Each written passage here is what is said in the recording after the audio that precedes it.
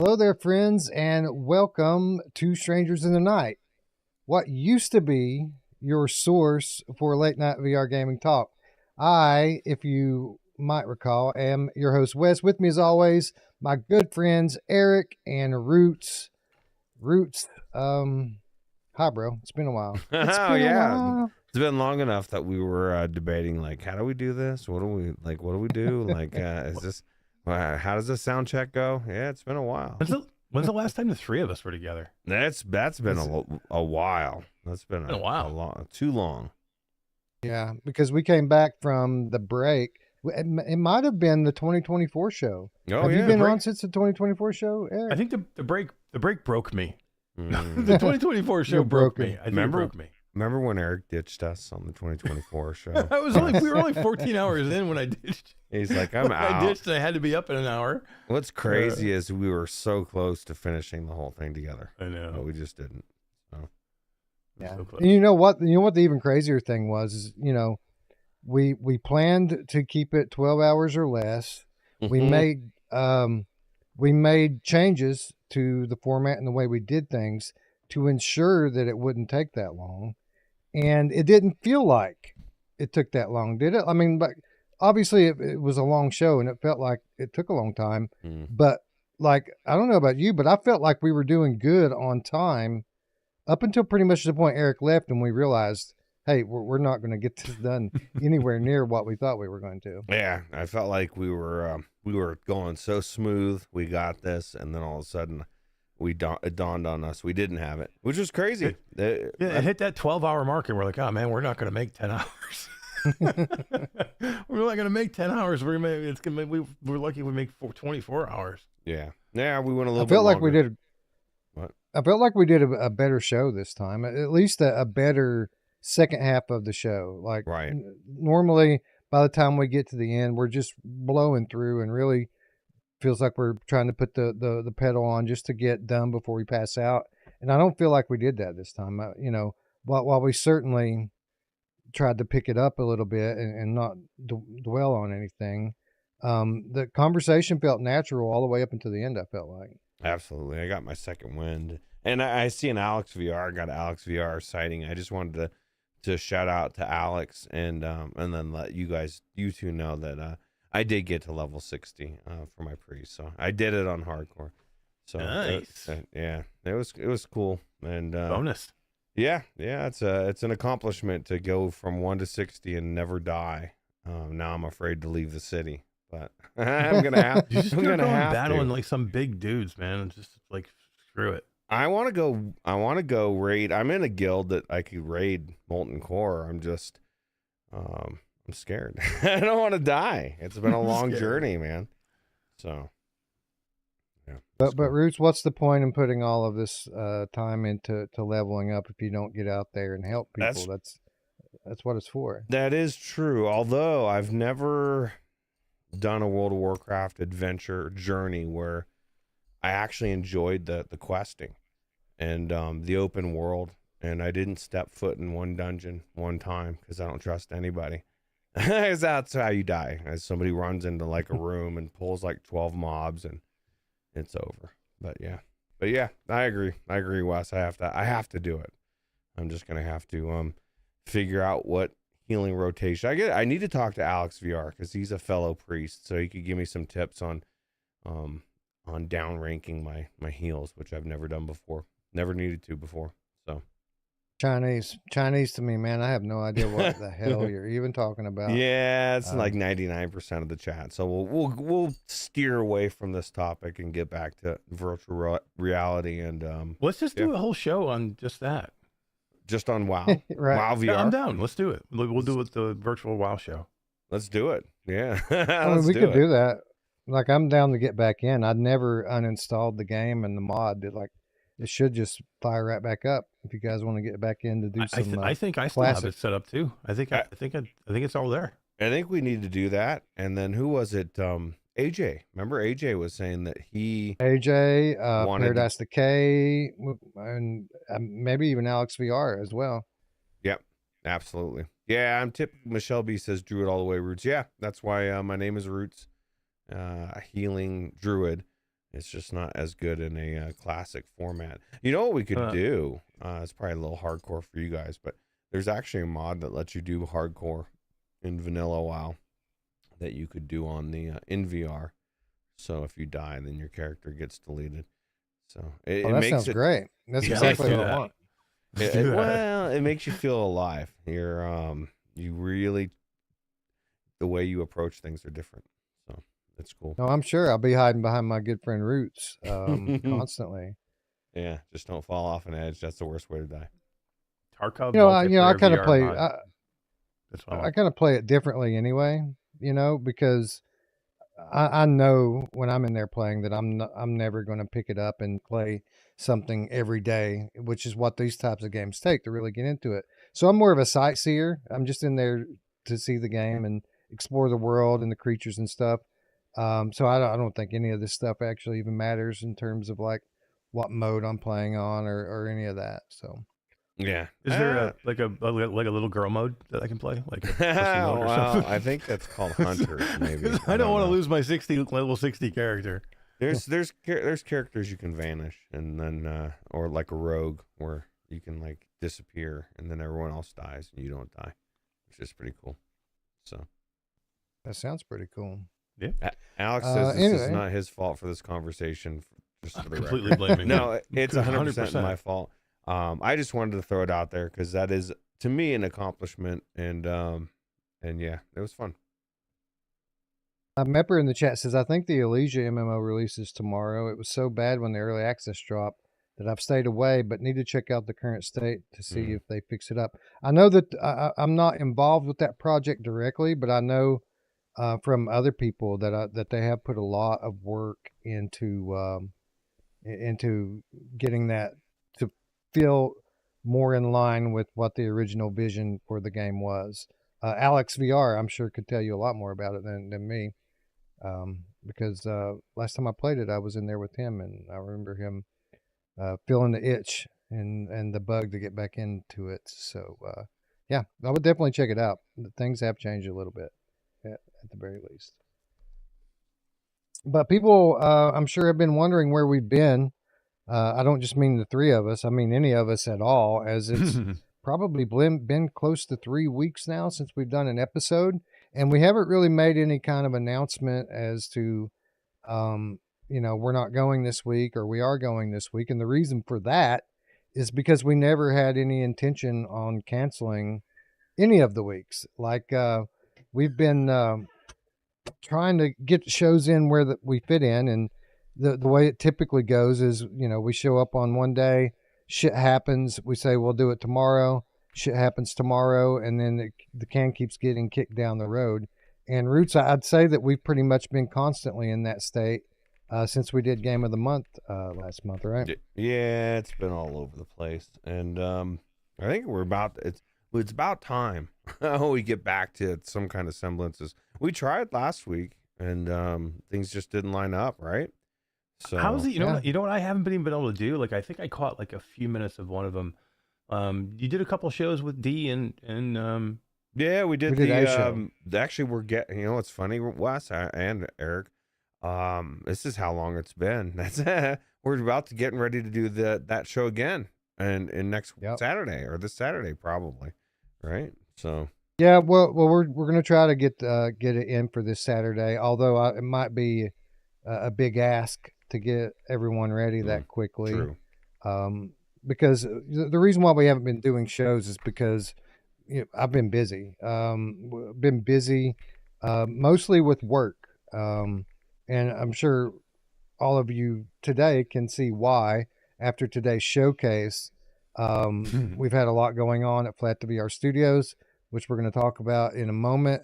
But beyond that, just at Impact Reality, we had multiple clients that were also in the showcase. So I've been literally like half the time I don't even go to bed. I sleep in this chair here. I've been that busy with work, and we just haven't had time to play games or watch the VR news or anything. I haven't even had time to build out the list for Game of the Month or make sure that the games we need to play are in our library. I've got keys that have been still in my email inbox that I haven't put onto the account yet. So I would say that definitely our next show will be Game of the Month, but I don't know if that's going to be Saturday. I'd like it to be Saturday, or if it's going to be after we get back from GDC, which was the next thing I was about to say. We're gone all next week to San Francisco. Eric and I will be at GDC, so we can't do a show next week unless we decide to go live on the road and come on. That'd here be and talk cool. to you about something. That could be cool. We haven't done that in a long time, but That is true. I've been in the true. same boat, Wes. I we do that. haven't done my show. I haven't done Q2C in weeks, probably like a month, 3 weeks. It has I to be should at tell least you a month. something. Yeah, it's just hard. It's just there's so much. Literally, there's so much going on. Like and I travel a ton now too, so it's just hard. Let me ask you, I remember- you know who loves it when it's hard? My mom. Postal dude, What's that? or your mom? Oh yeah. Let me ask you guys this: do you think you'll be able to find the homeless in San Francisco this time, or do you think they'll be ushered away from people again? Probably. Right? I heard they all moved to Isn't Texas. that what they do? Just shift them around. That's what I hear. I don't know. Last time I went to San Francisco for GDC, I didn't see any of that, man. It was literally one of the most beautiful cities I've ever been to. It was pristine and clean. So I don't know where they shipped all these mythical homeless people off to, but they weren't anywhere around the convention center. I think they are I'll tell you mythical. I think they don't exist because it's San Francisco and it's a beautiful place. D says live episode from Colorado is what she says. That would be sick. A live episode from Colorado. I'd be down from that. I was going to kind of maybe spring that as a surprise on people. I didn't want to suggest it that we do a live episode from Colorado, but I was thinking, if you guys come up with the idea and wanted to do it, that maybe we would spring a surprise episode. Surprise! What's up? It's not a surprise now. D. So what D's talking about is so I'm flying out to San Francisco on Sunday. I won't get there till Monday. I've got a long layover in Vegas. But I'll get there Monday morning. I fly out on the following Saturday morning, and then I had the opportunity. I had to take a layover somewhere, and one of my options for layover on Saturday was Denver, Colorado, where my good friend Ruuts and my good friend D live at, and it was a longer layover. It's almost 21-hour layover, so a whole day. So I just kind of, before I booked my flight, just told D and Ruuts, like, hey, I don't mean to impose, but if I choose to do so, I can take a long layover in Denver on Saturday. And it's not every day that I get a chance to just stop by Colorado and say hello. So obviously they were all over it, and D stepped up and volunteered to come and get me and drop me back off. So I am going to be in Colorado next Saturday. Whether we end up on the air or not, we will see. But I am going to get a chance to see Ruuts and D for a little bit longer this time than the passing glance we had the last time I was there. That's very cool. Yep. Very, very cool.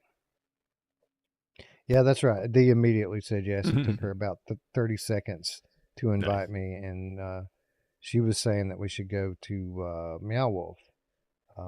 Yeah, that's a good one. That's cool enough. Like, obviously, if we want to go do that, then I'd be all for it. But I told her, and I meant it. Like, we could literally just go sit on the side of the road somewhere and talk, and I would be cool with it. We don't have to make an event out of it and drain anybody's pocketbook to make it an occasion. It's just cool enough getting to hang out with you guys.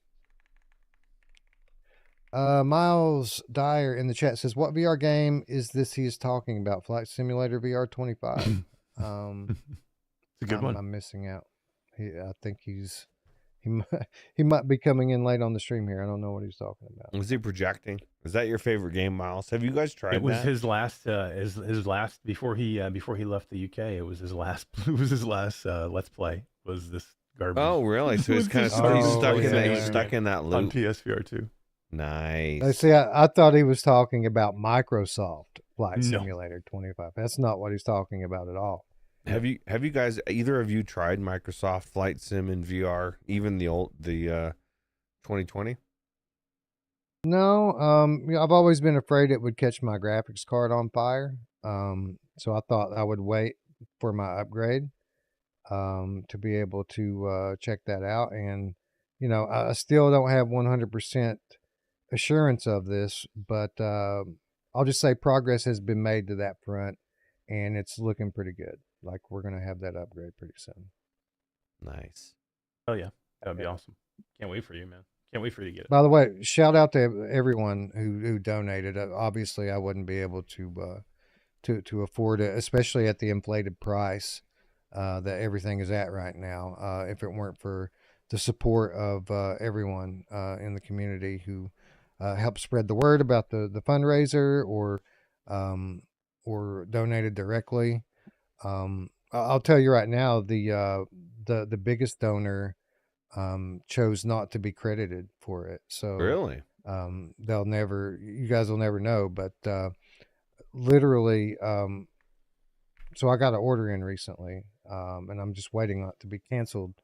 But the only reason I was able to afford the one that I got was because of this mystery donor coming in and donating extra after the fundraiser was over to say, hey, you don't have to be patient.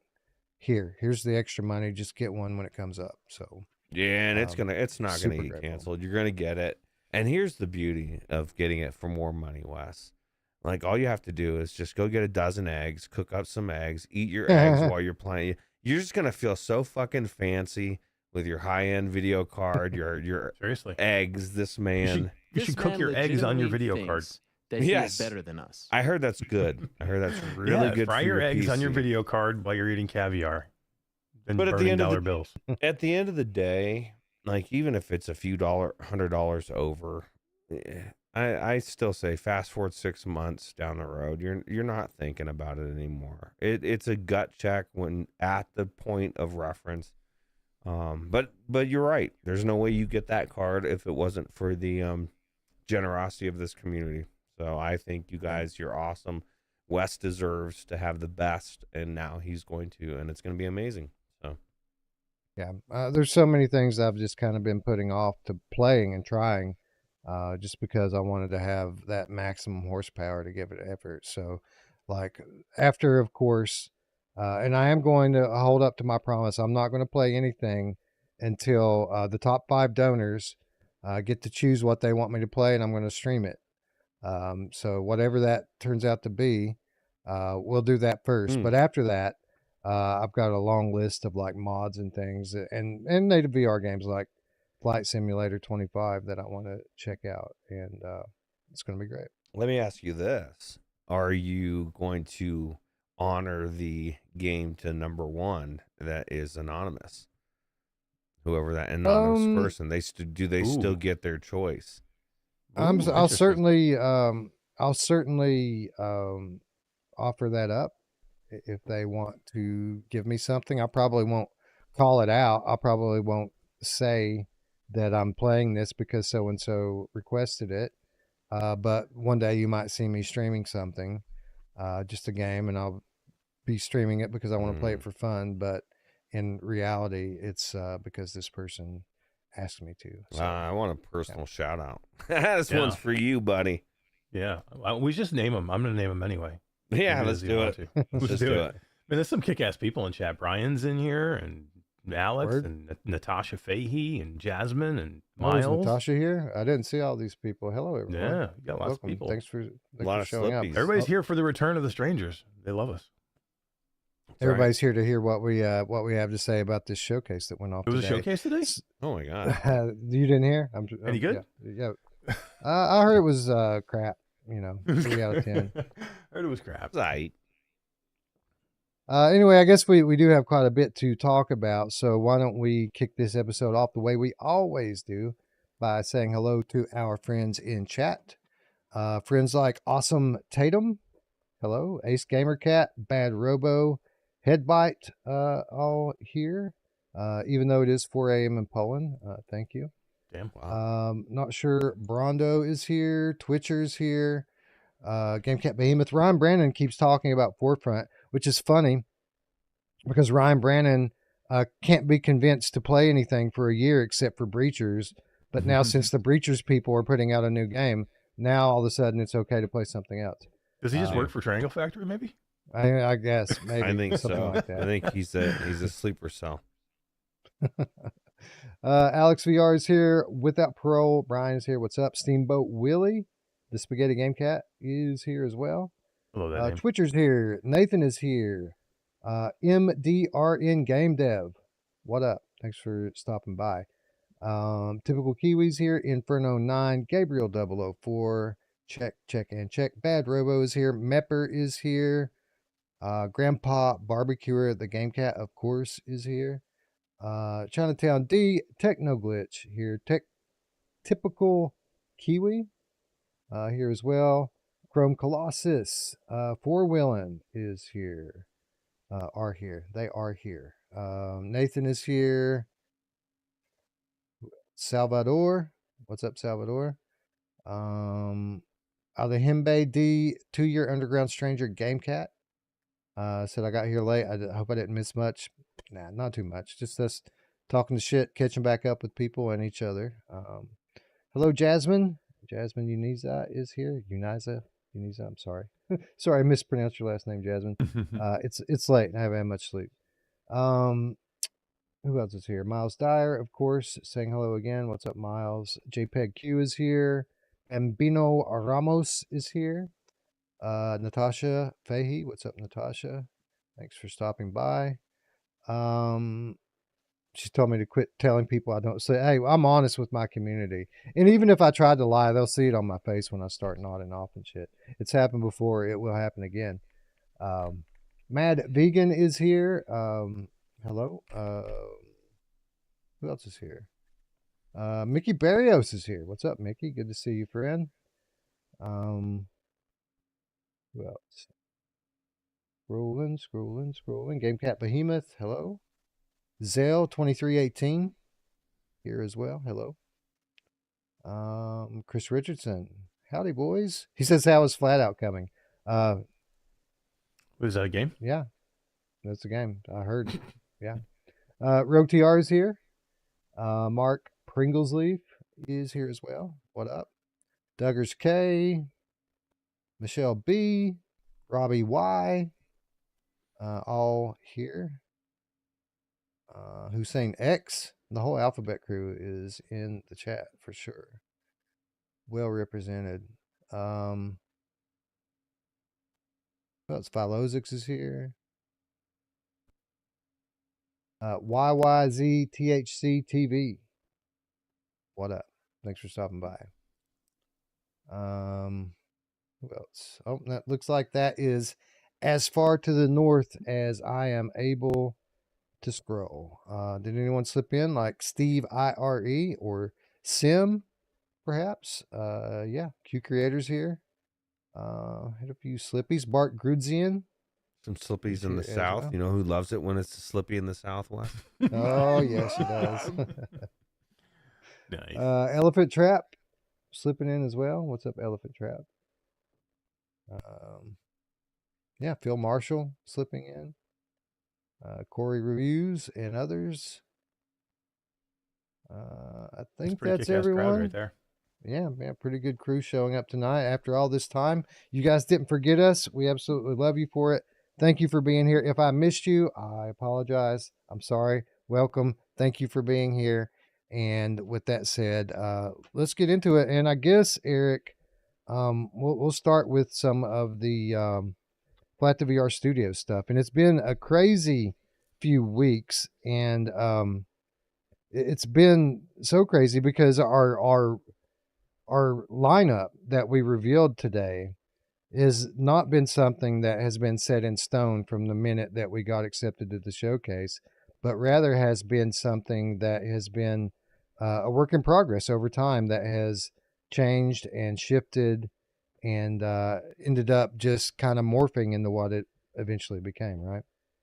Yeah, I mean, I think I told a lot of the team today, I don't think many companies would have even tried to do what we did, which is, do, 6 different games, I think it was 5 trailers, 6 different games, a spot by Jasmine, giving the State of the Union for Flat2VR. There's so much stuff that has to go behind the scenes to do all that stuff. It's not just making, we make all our trailers in house. So all those amazing trailers you see, that's our team that does those. But there's a million other things that have to go into it. Wes has to write a press release that you're looking at now that has to go with all this. So he has to write a press release for every game. He's got to write a blog post because, PlayStation was nice enough to give us a blog spot. So the blog post has to be written. Miles Dyer has to run every social media post for every game separately. So that's 6 different games that have to have social media posts, plus Flat2VR has to have their own social media post. As a studio, as a company, that's 7. Store descriptions for every storefront, because we do support every major VR storefront. So all these games get store descriptions. They all get trailers and thumbnails and press kits, multiple iterations of the blog post. And while it's on my mind, those of you who tuned in to Without Parole may have seen me in the chat kind of losing my shit because, first of all, let me start off by saying we're super grateful to Sony because we literally went to them super late in the game. Literally, it wasn't even 2 weeks ago. You're supposed to give them 3 weeks or longer notice if you want to apply for a blog post. And we went, someone mentioned it in one of our meetings, and we said, you know what, we'll just bring it up. The worst that can happen is they tell us no. And they were super, super gracious about it. They said, yeah, apply, show us what you have, and maybe we can get it through quickly for you. And they did just that. So I guess before I start ranting, I should say that we are super grateful for Sony. Sony's had our back pretty much from day one and continue to have our back.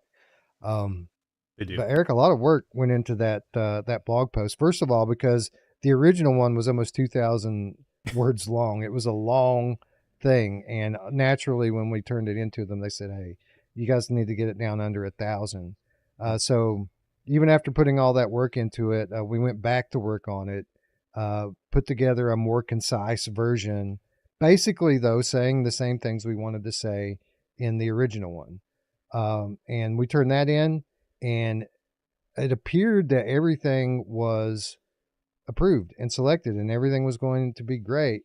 And then today, after the showcase drops, the blog post goes up, and it's just not what I turned in. Like, it's snippets. They basically took snippets out of the blog post I wrote, shuffled it all up, and made it into a completely different document, missing out on a lot of the context and things that we were trying to put in there.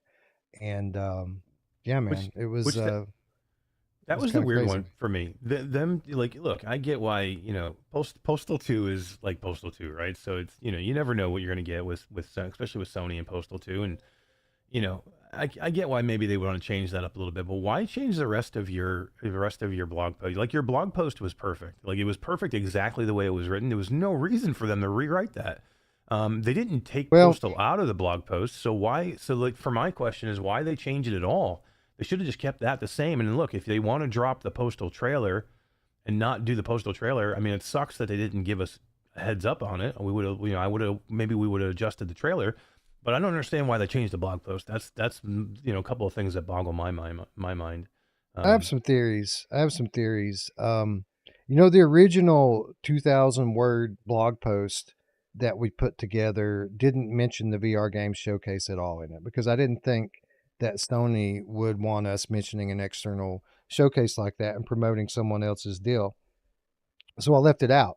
But then when we put it through and they came back to us with the feedback to make it shorter, they said, hey, if you're going to do this type of a post that's going down all these different titles, this is what it should be like.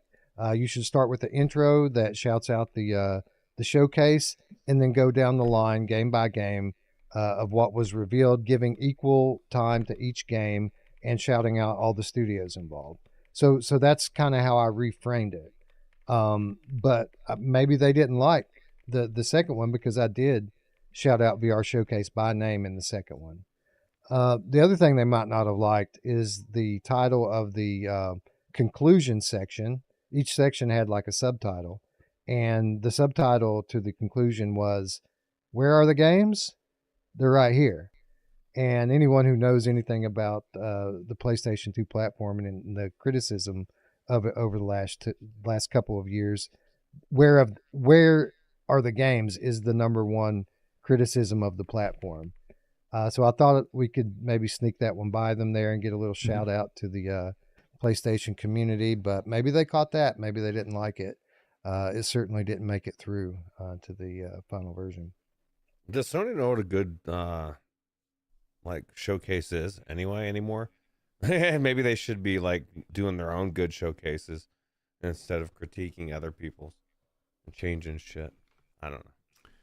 Yeah, I mean, in the end, I'll definitely say thank you to Sony. I mean, they've been really kind to us. Like literally, they don't have to do these things. They could have just said, you guys are way too late. There's a lot going on at Sony right now. It's getting towards the end of their fiscal year. There's a lot of stuff. It would have been very easy for them to say, it's too late, guys. We appreciate you bringing the games to the platform, but we just don't have time to do this right now. So the fact that they did it at all, I think they were very appreciative that we announced all these games coming to the PlayStation VR 2. And I think they wanted to show that, which is great. And I'm appreciative in the end. This is a small, tiny little hiccup that, while, we put a lot of work into it, so it does, bum us out a little bit. I'm super appreciative of everything that they've done and continue to do for us, hopefully in the future too. So yeah, that's the thing. Like my overall feeling toward them obviously is great appreciation. Obviously, I'm a PSVR gamer at heart. Like that's the reason why it's so disappointing to me. If it was like MetaQuest blog or something else like that, or some kind of Steam thing, it probably wouldn't sting quite as much as it does to me, having put in all that work to draft something that has a flow to it, right? But they did, keep the main points in there and get the message across. It just kind of sucked that after putting literally nights and nights and nights into this thing, it never really made it out there. Maybe I'll share it in the Discord if anybody's interested in reading what it would have been like. Maybe I think you should. I think it was a really good blog post, and I think it deserves to go out somewhere. I would be proud to have you put it there. And Sony, if you're out there and you're watching this, we want Astrobot. Like Brandon Astrobot IP. Just give us the Astrobot. You should just announce it here then, right now. Yes. Let's do it. There was a super chat earlier. I don't know if you guys saw it. I don't want to forget it. I did not. Completely missed it. It was a while ago, and I think we should probably hit it before we get too there it is. Graham, good call, Eric. Thank you. Grandpa Barbecue or Game Cat, Australian $5 donation. Eric, any plans to have Flat2VR as your bread and butter studio? Also creating another AAA hybrid studio, creating brand new IPs, etc. in the future? That is a really, really good question, and it's something I cannot answer at this point. I will say this. After GDC, we may have some announcements of some cool things that we're doing with Flat2VR Studios, with Impact Reality, some different things that we might try and do in the VR industry. I think you should keep your eyes and ears peeled for any of that kind of news, and probably some, Wes or myself being able to talk about it here a little bit. But I would say that, I would just, keep an eye out for after GDC, sometime in April. Maybe we'll talk a little bit more, and I might be in a better position to talk a little bit more towards what exactly you're talking about. So while I can't answer it, I can tell you to stay tuned. Yeah, there have been discussions about some things we might do with the Flat2VR brand, and we'll just kind of leave it at that. But I like how you're thinking, Grandpa Barbecuer, and we have a bunch of forward-thinking, brilliant people at both Flat2VR and Impact, and we couldn't be more excited. And I guess that kind of gets back to the original point I was trying to make, Eric, about how the showcase has taken form over the last month or so, or maybe a little bit longer, and morphed over time. because, if you guys take anything out of any of the things we've written or put out there, it should be this. We haven't showed you guys everything we're working on yet. I know it's a lot. We keep sharing, and we kind of chose the titles that are going into the showcase because we always want to keep upping the ante and having each announcement be better than the last one and share more and more with you. But trust me when I say there is so much more you don't know about. And yeah, it's going to be exciting. Next time we decide to pull the curtain back, people are probably going to flip their shit out. But yeah, we'll deal with that. I do want to say one thing, and this is something that me and you talked about quite a bit, Wes. Just so everybody knows, we are focused on getting games out. We're not a studio to announce games and be like, okay, we're happy announcing games. So I don't think you're going to see any more major announcements until we have some games fall. I'm not going to say when we're going to have our games fall, but I don't think you're going to see any more announcements before we have a significant number of our games at least hit the store. So if you're thinking, oh man, they just announced the games in August and all of a sudden they announced all these new games, when are the actual games coming? Since Trombone Champ is the only one that actually dropped yet. Soon. Games are coming soon. Very soon. Yep. Yeah. So part of what we revealed during the showcase today is that some of that original lineup is coming very soon. So Wrath, Aeon of Ruin VR, and Roboquest VR both revealed to be coming this fall. So that's super exciting. Why don't we start out talking a little bit about that?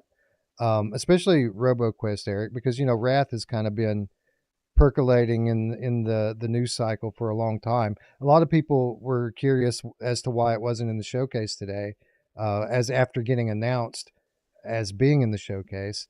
And I think that was probably part of the reason why is, we tried to keep it under 10 minutes, and Wrath, while we're revealing the the launch window for it, I don't think we had a lot more to share, so it kind of drew the short straw this time, right? Yeah, I mean, we had some big reveals that we wanted to show that people hadn't seen yet, and we had a significant update with RoboQuest. We wanted to show co-op. We wanted to show some. Well, it wasn't just co-op either. If you saw the RoboQuest trailer, one of the big parts of that, and it was an epic freaking trailer that our content creator and trailer maker Wonderbar made. He's made all the RoboQuest trailers that you guys have seen. Number one, we showed manual reload for the first time, so I don't know if everybody picked that up. We showed melee weapon throwing for the first time, so I don't know if anybody picked that up. We showed like full running motion, jumping motion, the speed of the game, and at the end we showed co-op, Wes, which I think is a big deal. We hadn't announced it before, and that was a reason that we wanted to update, the trailer for RoboQuest. Wrath is coming along really nicely. I just don't know if there was a big enough difference to say, okay, let's make a big trailer and like have a whole bunch of new reveal stuff. But I thought it was worth at least, when Jasmine did her spot, which she did a great job doing of kind of giving her a state of VR for Flat2VR. I thought it was a great spot for her to like, hey, here's some screenshots of some cool stuff we have coming for Wrath, and it's coming. And then we did the announcement of that. Yes, it is coming this fall, which we hadn't previously said. So. Right, and we gave it equal treatment in everything else that we did. So, like the blog posts, we updated the store pages for Wrath across all platforms, and the press release, which you can read right now on the VR Games Showcase website. The press release I wrote for the today's showcase has a big write up on Wrath in there as well. So if you guys want to go check that out after the show, feel free. But why don't you're mentioning all this cool stuff in the RoboQuest trailer, Eric? Before we talk about it anymore, why don't we watch the trailer and then we'll come back here and wrap it up a little bit. Let's do it.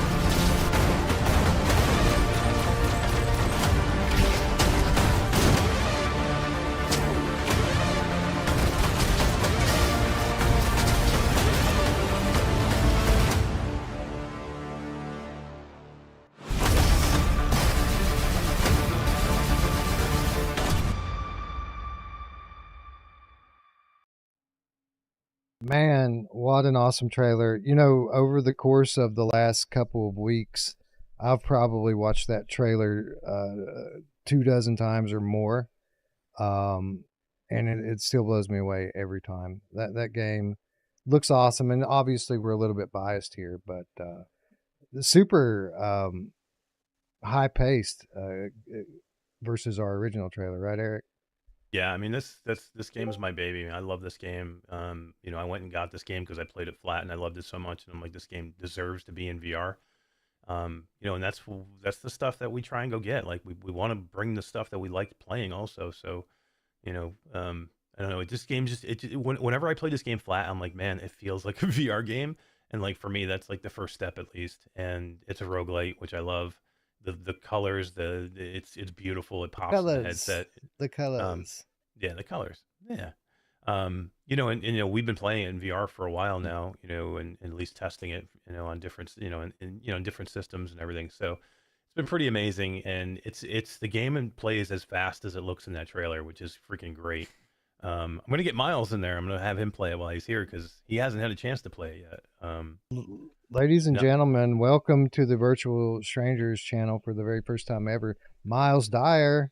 What's up, Miles? What are you doing at Eric's house, bro? It's kind of weird.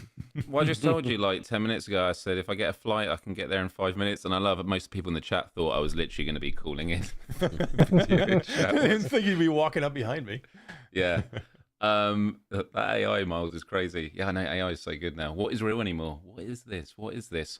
Look, with Roboquest VR, yeah, I never played it. And I'm so hyped by these trailers. I'm into roguelites. I'm into fast-paced action. I know that, you know, we're developing it, so I shouldn't be like putting questions like this, but like I hope the comfort is good for people that perhaps don't have their VR legs as strong, because from that trailer, like all the sliding around and that is pretty hardcore. But I hope it's just a game that's optimized, that you can play it however you want, but if you're someone who does have your VR legs, you can really push it to the limit. And yeah, that trailer, working on the social media, every like half a second in that, I've been able to take out and turn into a loopable GIF. And Carl, who did the trailer, did an amazing job of it. Like, he obviously thinks about the big grand design, and I was able to go to him and go like, dude, we've got like 25 GIFs of like things that are split seconds, which are absolutely kick-ass. Like, there's that bit where he slides under the lasers, leans to the right, and then just shoots them. Yeah. And it's like, we can just give each of those movements, because, you know, when it comes to gaming, it's about putting yourself in situations you've never been in before, and that can be emotive, can be an empathy experience in some deep storytelling, but it also can be a power fantasy. You know, we think of like games like Doom Eternal, you know, that's exactly what they lean into. You just want to be kick-ass and in the room, and when I see that trailer, it's like, oh my god, you're going to go in there and just absolutely tear the place up, and I'm just super hyped to play it. I will be checking it out. And shout out to Carl too on the trailer, because you know, it isn't like we just kind of go in and capture gameplay footage and pick the best shots. Everything that you're seeing there is pre-planned out, and he doesn't have very much in terms of like cheat tools, right? So he's basically just going into the game like any other player would go into the game, and he's repeating over and over and over again and trying to set up these scenarios so that he can capture the shots that he wants. It's super tedious work. So shout out to him for actually being dedicated enough to make something like that. It's pretty he had one scene that he showed me, and he brought up, I think it was DaVinci Resolve is what he used, but he brought it up, and he had 95 different shots that he had to take of this one shot before he had it perfect enough for him to feel comfortable with it to put it on there. The guy he's an art, like Jasmine said, Carl's an artist. She's 100% right. He's an artist. He's a perfectionist. He's done he's done a lot of the trailers. He did 3 of the trailers that you saw today. I think 3, maybe. Yeah, 3. No, he did 4. He did 4 of the trailers that you saw today. And you know, and he did the Roboquest trailer. He did the Raft trailer that you saw last time. He's just really good. And like, and Wes said, every image that you saw in that trailer is all in-game, in VR headset shot footage. Yeah. Yep. And he could do... I'm sorry, go ahead, Rich. I was going to say I agree with Chris Richardson. He says, I appreciate the actual gameplay in the trailer. It's refreshing to see the developers that aren't ashamed of their gameplay You know, like you're like, Yeah. dude, I want you to see my gameplay, dude. Check it out. It's amazing that there's so many developers out there that don't seem to want to showcase like what we're here for. We're here to play a game, and it helps that the gameplay looks badass. So It's interesting you mention that, because like the big complaint you often hear with flat screen games is like they have a trailer and it's all cinematics, and people are like, we just want to see gameplay. I mean, there are exceptions in VR, but generally in VR, it's got to be gameplay, right? Like, Yeah, that's mostly. literally what makes it a VR game. The VR People game is seem not to standing have- around watching a cinematic. People seem to have less patience, even less patience with in VR when it comes to like cinematic trailers or story based trailers, which I don't. I particularly I understand why. Like if you're announcing a game that's coming 2 years from now, like obviously you don't want to show alpha gameplay of it, but you do want to bring people into the world. But people just seem to have no appetite for that stuff and immediately get skeptical when they see a story trailer. just so, yeah. after the last 5 or 10 years of shit that we've been shoveled onto us, it's like I've gotten pretty skeptical too. Give me something. Like I need to see some gameplay. Yeah, I think it's worse in VR because people are so skeptical, right? Because like if you see it for a console or PC, you would think that it's powerful enough. Most likely, you're going to get close enough to maybe what that cinematics is. So you're not maybe as worried. I think with VR, people are automatically, if you don't show them in-game footage, they're like, there's no freaking way that's going to look anywhere near this, and they're hiding something at that point. So I think it like doubles down on it because it's VR. Yeah. Agreed. Anyway, Can I just say one more thing about Carl? Yeah, We'll have to clip this for him absolutely. just to give him. You know, it's one thing to be, as Jasmine rightly says, like an artist, and one of the hardest things about being an artist is knowing when to walk away and say, like, nothing will ever be perfect, and he gets as near as he can get to that. And he will always say with all these trailers, he wish he could do more. But he's very instinctive with the way he does it. And having tonight, we actually finally got to watch some of the live reactions to the VR showcase earlier. And what I noticed specifically with the Roboquest trailer is that end bit where you see the multiplayer, the co-op gameplay. In all the live streaming, the people that were watching it were going, wait, is that multiplayer? And then the end card is co-op in development, and they're like, it's co-op. Now, for a lot of people, that's like, well, of course they sort of show it and then they say what it is. That's a very difficult thing to do in trailers. Having done Without Parole, there's been a lot of times, and maybe I'm just stupid and just never paying attention, but there's a lot of times I'll watch trailers and I'm being teased something, and even once the trailer's over, I'm still like rolling around in my head going, what was that I just saw? Like, what exactly was it? And so like telling a narrative while also showing gameplay is a really difficult thing. And so I can't give him enough credit with everything that he does. Yeah, our entire content team is amazing, by the way. It's not just hell yeah. I mean, Miles people. Ogilvy, another content, he made a couple of the spots. He helped edit Jasmine's, State of the VR of Flat2VR video. Miles O is pretty awesome also. And if you guys I don't even want to tell you guys the deadline or the amount of time that we gave them to make 5 or 6 trailers. Like, Ridiculous. I didn't want to tell you. I would be embarrassed to tell you. Like, it was like, because we do everything so fast, and we're moving like at breakneck speed because we shift and we change, and like everything's very fluid with us. So like literally, these guys did this stuff where it should take 3 months to do. They did it in weeks. Dude, the Shadowgate trailer. So Shadowgate originally wasn't going to be in the showcase. No. And then after we decided we were going to put it in and tell people about it. But by the way, surprise everyone, the awesome Shadowgate VR, The Minds of Mythrok, the game that we've been singing the praises of for years, that had started on Quest and eventually came to Steam. It is, in fact, coming to PSVR 2 very soon, and Flat2VR Studios is bringing it to PSVR 2 as a publisher. But we added this kind of last minute into the showcase, and Zojoy had a trailer ready for us to go to share. And then after doing all of this work and putting all of these trailers together, he watches that Zojoy Shadowgate trailer and is like, no, it's not good enough. I think I'll just go make another trailer for it. So like literally He's volunteering, by the way, to do work that he doesn't have to do. We have a trailer, but not only does he volunteer, but he goes and knocks it out of the park.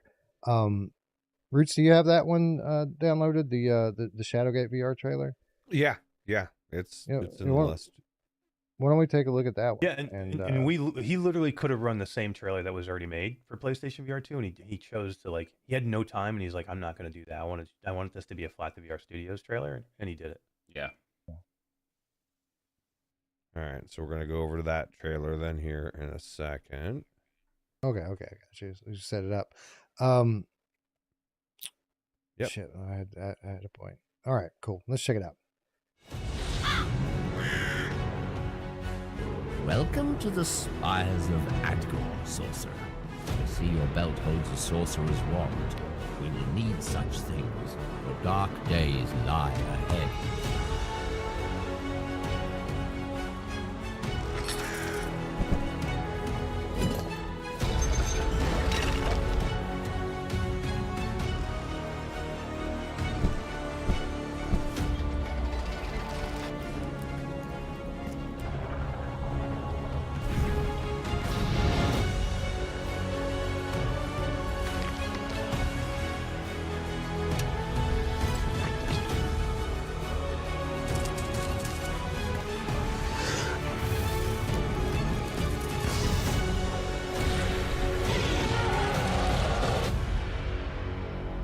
And so, it begins.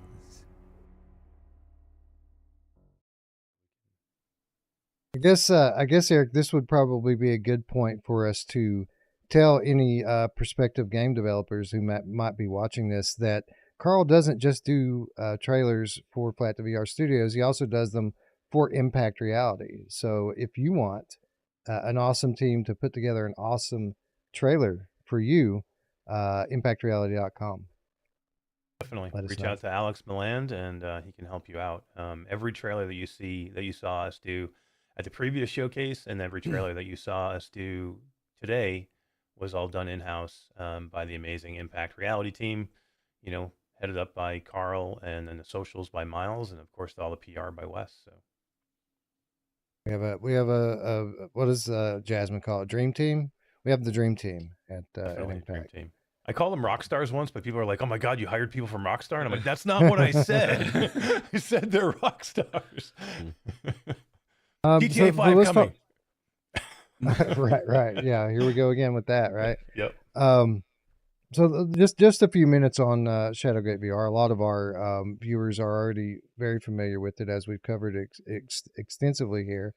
But I just want to say, as awesome as it was on Quest and then Steam after that, like I'm so excited for the PSVR 2 community to finally get to play this, because it is a very modern, built from the ground up VR game, but it still has that flavor of the classic Shadowgate to it. Like, you'll get into certain scenes and scenarios in this game, and you'll feel like you're playing those older games from time to time, right? Yeah, I mean, this game is great. When we had a chance to work with Dave, I was like, full circle for me. I brought Dave to one of the first companies I ever worked with, and we were able to, like, facilitate this, and we are huge fans of the PlayStation VR 2, so being able to take this great game and help it get to the PSVR 2 and bring our own little flair of Flat2VR Studios to it, it was like the perfect marriage. So I was like, I think we're all of us were pretty much like, man, if this would be a dream come true if we could make it happen, and we were just lucky enough to make it happen. It is kind of crazy. About 45 minutes. It is kind of crazy, Roots, to see how everything's coming full circle, because again, a title and a studio we've been very involved with as content creators, and now here we are 2 years later. I mean, we broke this news that this game was coming to PSVR 2 years ago. They never made an official announcement of it. Like, the reason why people know it's coming is because we told them, right? Here and on Without Parole. But how crazy is it, Roots, that like just a couple years later, after playing this game and raving about it, here we are representing it on the show. Man, it's crazy. Like, it's awesome. It's like we're in a dream. I feel like I'm in a dream and I woke up and you guys are like got all this shit going on. I think it's super cool, and I can't wait to see how amazing it looks on the PSVR 2. Now somebody was asking if it's going to have like extra added enhancements for PSVR 2, like haptic triggers or anything, or can you guys talk about? I know we're not like talking about the games, talking about them, but is there anything like that going on here, or can you say? I'll say stay tuned. Okay. That you're going to have more news on this very soon. Probably sooner than a lot of people think. Yes, Eric.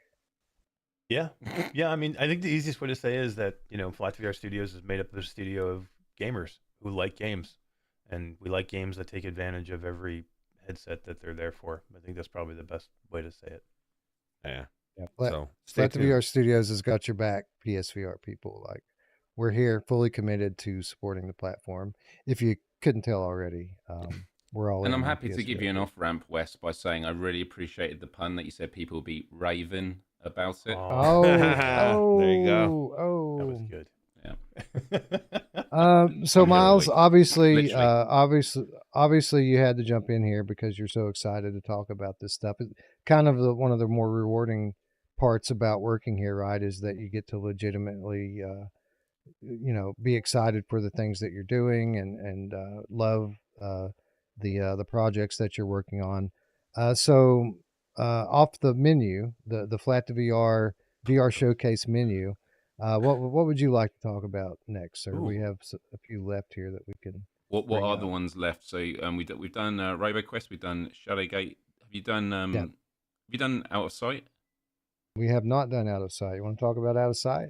That's a good choice, Yeah. Miles. Out of Sight is a really interesting one. I do think it even took most of us by surprise, the reception of it. And it's obviously not because we thought this was an awesome looking game, has a good vibe to it.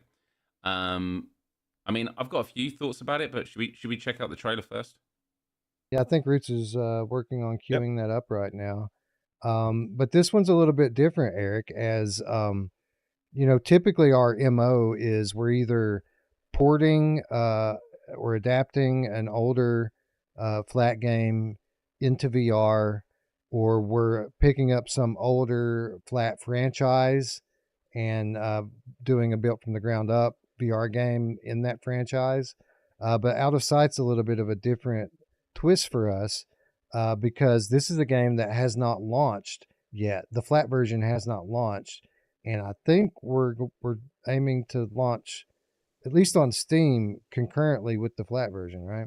Yeah, that's 100% right. I mean, and that's like you said, our MO is not to do that. Our MO is to go take a popular game that already has a following, that already we know has a good gameplay hook, that we know, can bring, a lot of light to virtual reality. But for us, again, we're gamers, and when we see a game that's significantly different and special and we think is super cool, and it's going to be coming to flat, then we want to be part of it. And if that means we want to be part of it simultaneously on the launch of the flat version, then we want to do cool shit, and we want to do those things. We want to push envelopes. So we will do that, and that's what will happen. The PC VR version will drop, alongside of the flat PC version, console version, and then we'll hopefully coming up soon we'll launch a Quest version and a PlayStation VR 2 version.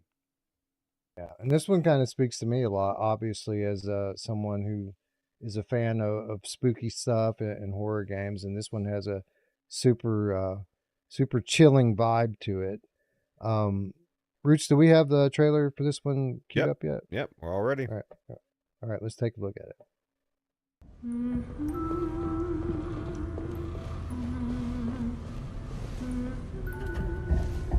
I hope she doesn't find us here.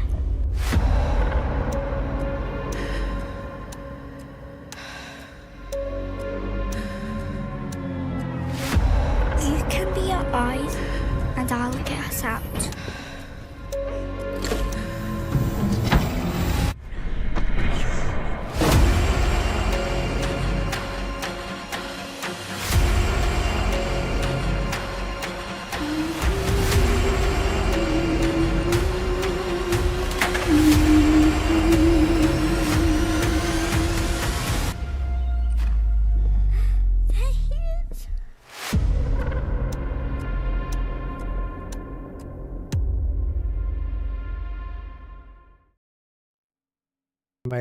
amazing looking game. We're already getting a lot of cool comments in the chat. People interested in knowing more about this title. Steve IRE says the visuals in this look too good to be Quest. Well, I mean, it's not natively Quest. You're looking at a PC VR version of the game, obviously. But I will just say this: like Quest 3 is capable of some pretty strong graphics, right? So I wouldn't expect it to take too big of a step back, or at least that's just me. Yeah, I agree. Yeah, what you're seeing there is is definitely a Steam build, because that's what's going to come first. Along with the simultaneous launch of the flat version, but definitely you'll see the Quest version and a PlayStation VR 2 version. Hopefully not too long after. That's one of the things I think about. I'm sorry, Rich, go ahead. I was just gonna ask how Chrome Colossus was asking about how long the game is, roughly, if you know that information. Do we know, Eric, what the clock time is on it? Yeah, I mean, it's still in just finishing production, so it's not 100% done yet. So it'll be soon. And with any kind of puzzle game, it's however good you are at puzzles, right? So and how much you like to explore. So if you want to speed run this thing, you'll probably the puzzles and you can get through them fast.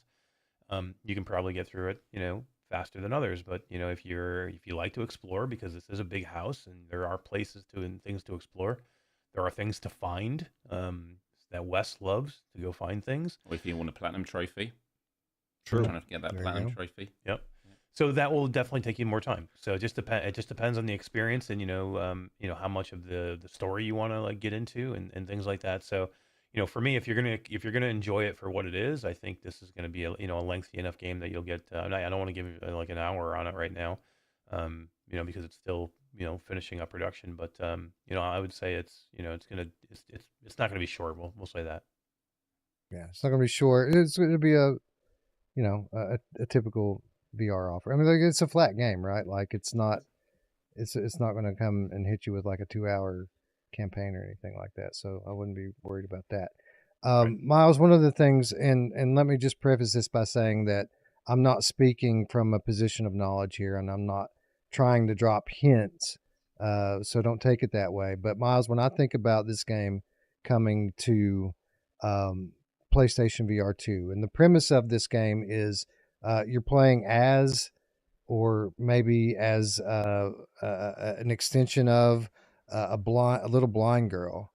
When I think of all the different features on the PSVR 2 and the way that the platform engages you with all of the senses, right, through touch and sound and all of the other ways that the platform immerses you, I think that this title here.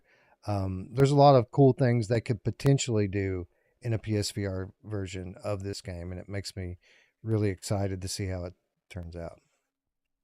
Yeah, no, I totally agree. I when I first heard about the game, I thought, okay, this is cool, but obviously other titles definitely took more of an interest. But as I saw it all coming together with the trailer, and some of the stuff I've seen behind the scenes, like I'm super interested in this. And there are two games that come to mind when I see this.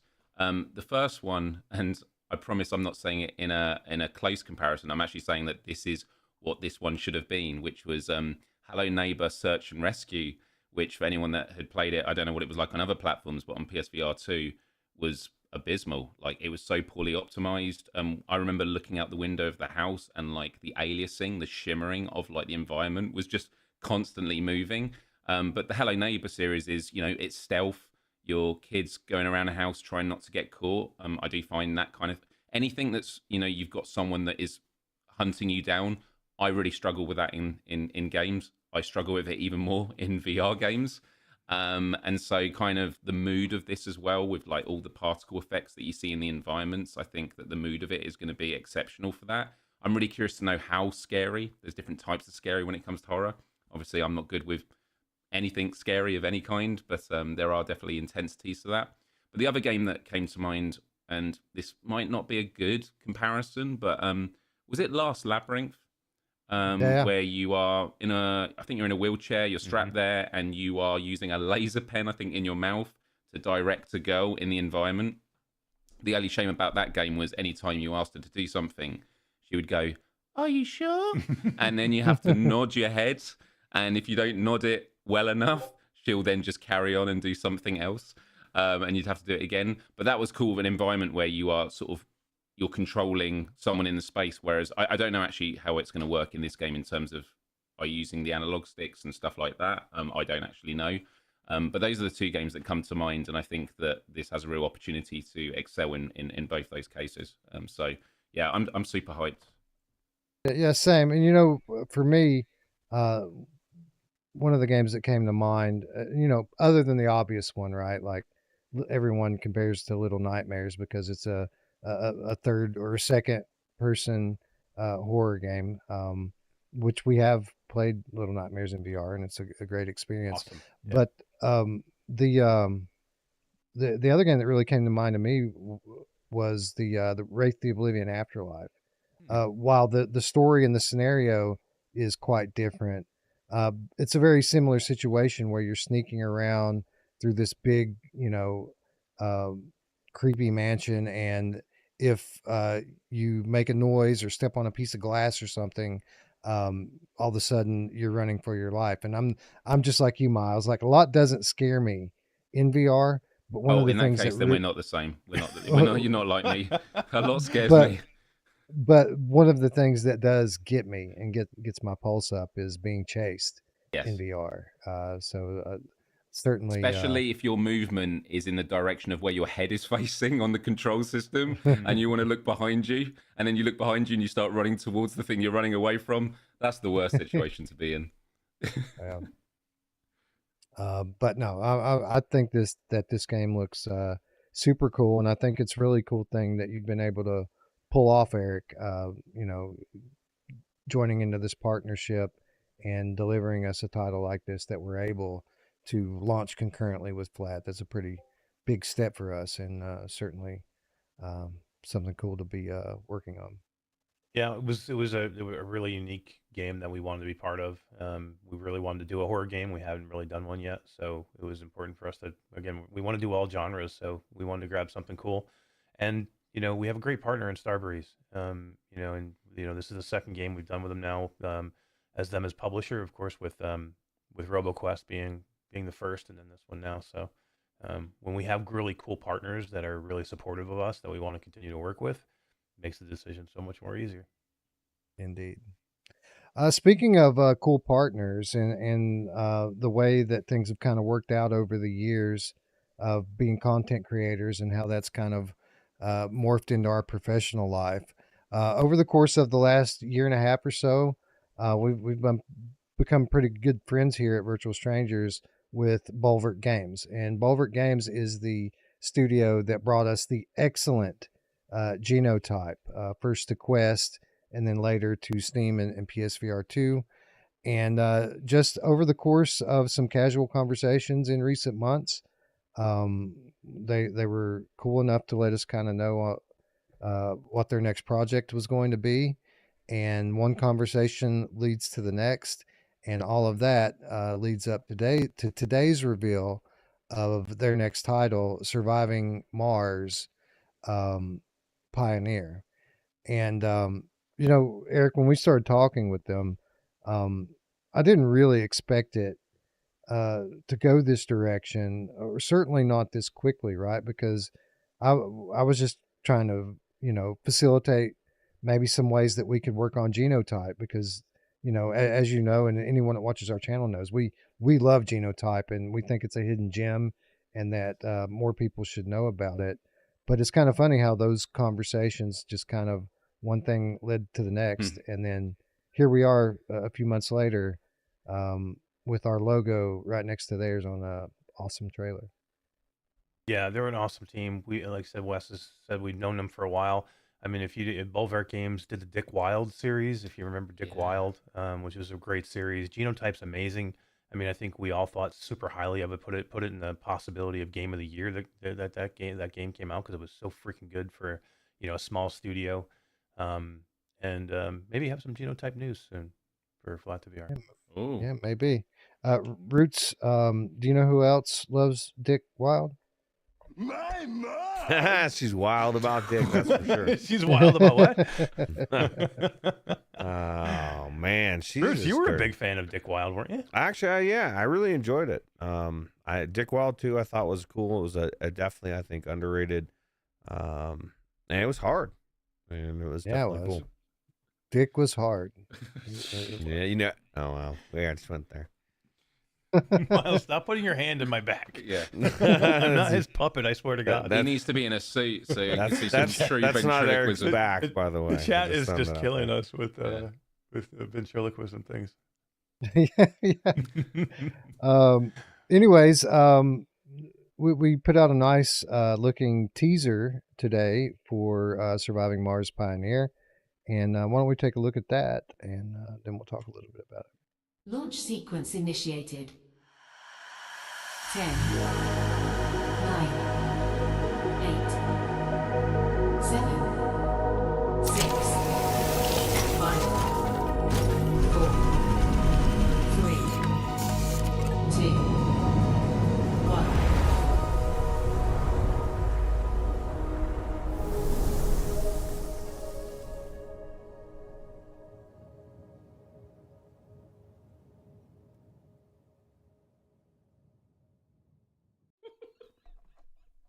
Okay, Surviving Mars Pioneer, the first ever VR entry into the Surviving Mars catalog. Some of you may know the Surviving Mars franchise as being this kind of top-down real-time simulation game that tasks you with basically colonizing Mars and setting up mining operation.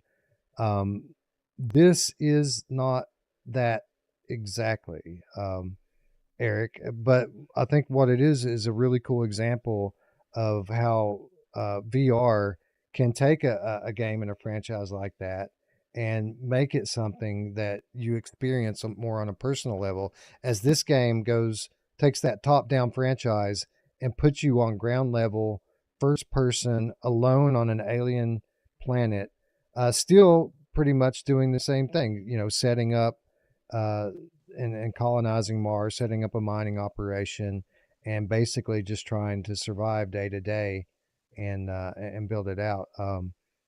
Again, it's a really cool example of kind of what we stand for at Flat2VR, right? And the way that we can adapt these games and franchises into an immersive platform. Yeah, I mean, so if you look at the two titles that we showed here that we're publishing, that have their own developers, is Shadowgate, which was a game that came out for the Mac in 1985. So that's definitely Flat2VR game. Even though it wasn't built, it was built from the ground up for VR, but it was still based off of a flat game. And then Surviving Mars Pioneer, which was it's based off an IP. Surviving Mars from Paradox Interactive. That's amazing, and they're very much adjacent to kind of like what we're due. So it made a lot of sense. And what you said earlier, Bolveric's a great team, and if we can get involved with a great team and have a cool IP to work with, that kind of runs adjacent to what we do, it made a lot of sense for us to get involved with this. I think it's going to be it's definitely a genre that it's unrepresented kind of in what we have in VR. So I think it's going to be completely different than anything we've pretty much seen, and it's going to be early access when it comes out. So just remember that when it comes, it's going to be early access. We're going to actively work on it, over the summer, and we hope to have full release sometime in the fall. But it's coming very soon, and you can wishlist it now. It's going to be very, very unique, very different, and I think a lot of people are kind of going to be a little bit shocked by this one, I think. You know who is great to help you achieve full release? My Well, mom! Full release, half release. She'll do it all. Miles, pretty much hardcore survival here on Mars. Do you think we should have maybe named this one Red Hell? Red Hell. Red Hell VR. Nice. I like it. Yeah, I just like the vibe of this. I'm curious. I'm not hugely familiar with the Surviving series, because it's not just Mars. There's been other places as well. but it is like real-time strategy, isn't it? And I'm a massive fan of real-time strategy games. I mean, the earliest games I played growing up was Warcraft, Command and Conquer. What's the last one I'm trying to think of that I played? Not just StarCraft, but Age of Empires, all those kind of things. Settlers, I could just keep listing them off now. But yeah, to have real-time strategies and be, again, reimagined for VR, there's a different dynamic to it. It's not just pointing and clicking across a massive map. You've actually got to travel to those places. And so it's a question of what are you going to be doing between the different areas that you're building? And it's why we love these games like No Man's Sky and things like that, because you're actually building something to live in, like you feel lived in. It's not for the little people on the map. It's actually for you. It makes it more personal. It therefore makes it more immersive. And so, the trailer, it's a teaser trailer. It's very short, but the vibe, I'm all on board with. Yeah, it certainly has that cold desolation that you would expect from a game that takes place in outer space. Yeah. Roots, we go on all the time here about how VR games need to have more depth.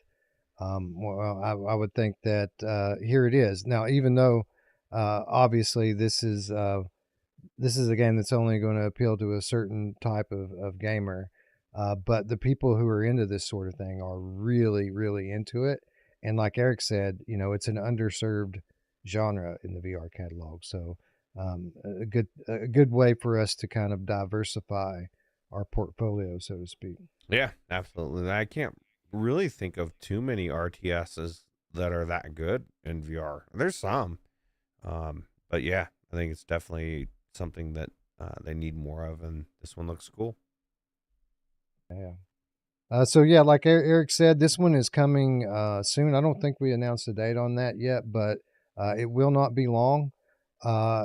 But it is coming to early access. So this is one that's going to launch on Quest and Steam first in an early access state, and then later, as we get toward full release, we'll have a release date for PlayStation VR as well.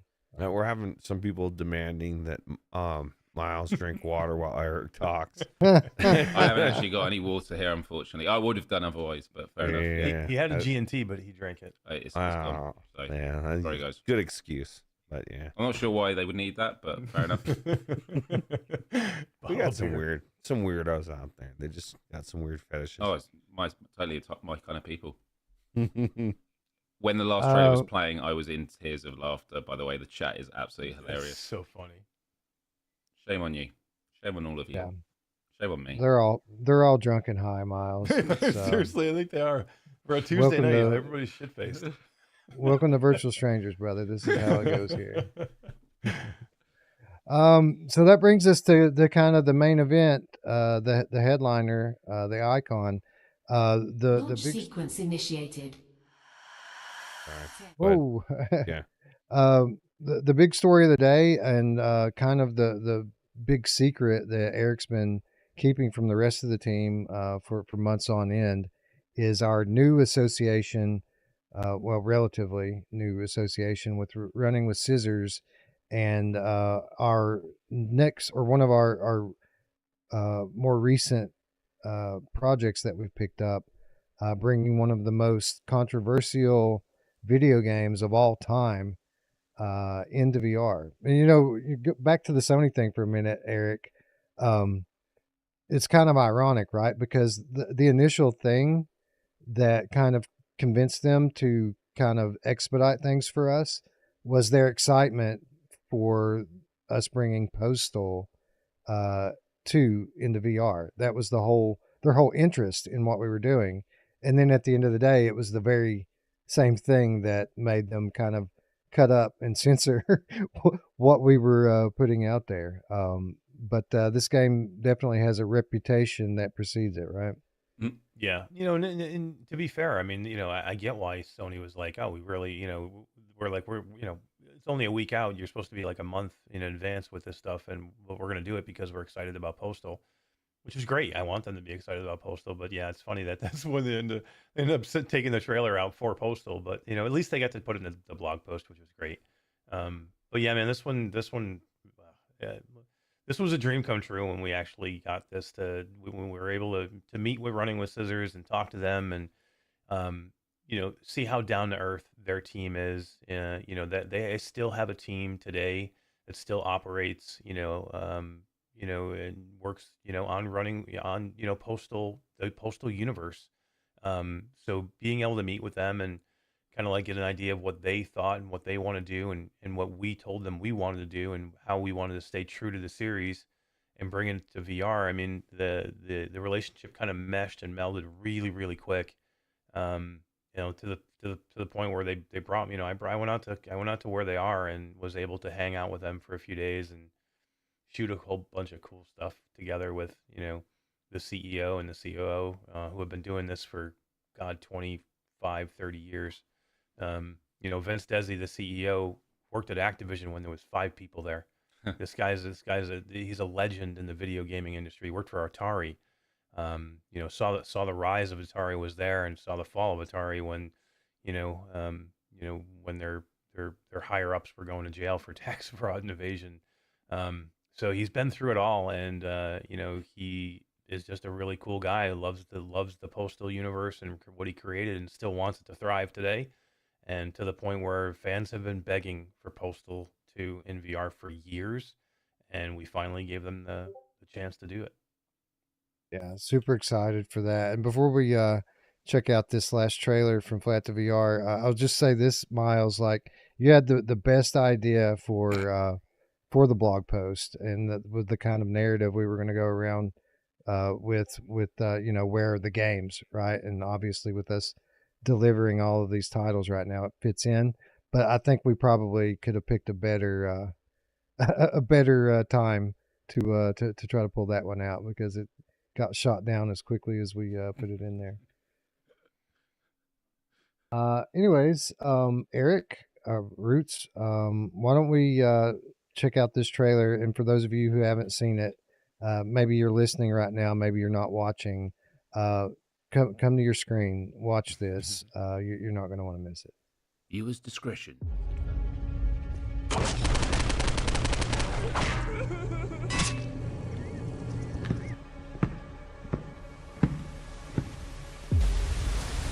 How violent is too violent when it comes to video games? Controversial computer game. The original game was banned in more than 10 countries. You know what it means to go postal? Postal. Postal. Postal? Very controversial video game. Man, this shit is boring. We wanted to make a game that was no nonsense, run around, shoot, and have fun. Now this is more like it. To introduce Quest 3. It's a first-person adventure, but along the way, anything is possible. This game would be great in VR. I should start a petition. Father, if I kill people in VR, do I go to hell? When you're done sleeping, sign here. You look like someone with strong opinions. Now that gives me an idea. I'm only asking for a signature. What could go wrong? Fuck. Care to sign? Looks like I'm gonna have to spice things up to get some signatures.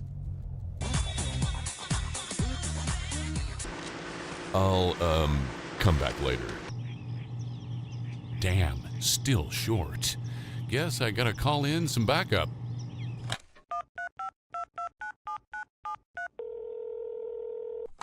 Eric Masher, COO, Flat2VR Studios. Eric, remember that bar in Tijuana? You owe me. Grab a pen and shovel. We've got work to do.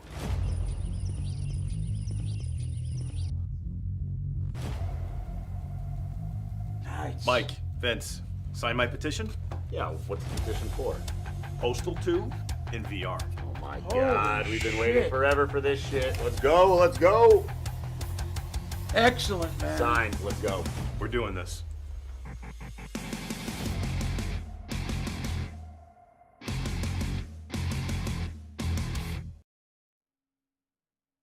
There you have it, folks. Postal 2 VR. Eric literally getting it done single-handedly. Well, I guess not single-handedly, with the help of the postal dude, right? Oh yeah. You still got the shovel? I still have the shovel, and I'm not telling you what happened to Tijuana. I wanted them to put a line in there about a donkey show, but I guess that one didn't make the Yeah, that cut. might not have gone over very well. You never know. Keep an eye out for Miles' social posts. Yeah, I know, right? I know, Some of right? the ideas we've got for the socials, like there's so many. It's always going to be a question of, can we do it? Can't wait. That's kind of the thing, though. Like yeah. when you take on a title like this, I mean, you got to know what comes with the territory. Like we didn't pick up Postal 2 to water it down and make it palatable for 2025. Just the opposite. As offended as people were by this game during its time, I got to think that it's going to be like doubly so for those who are easily offended, right? Like now in today's atmosphere, I mean, I'm sure we're going to have our fair share of naysayers, right?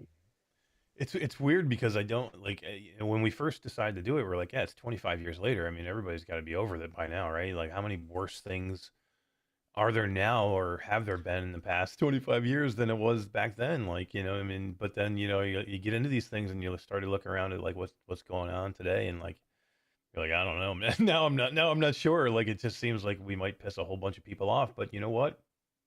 I don't fucking care.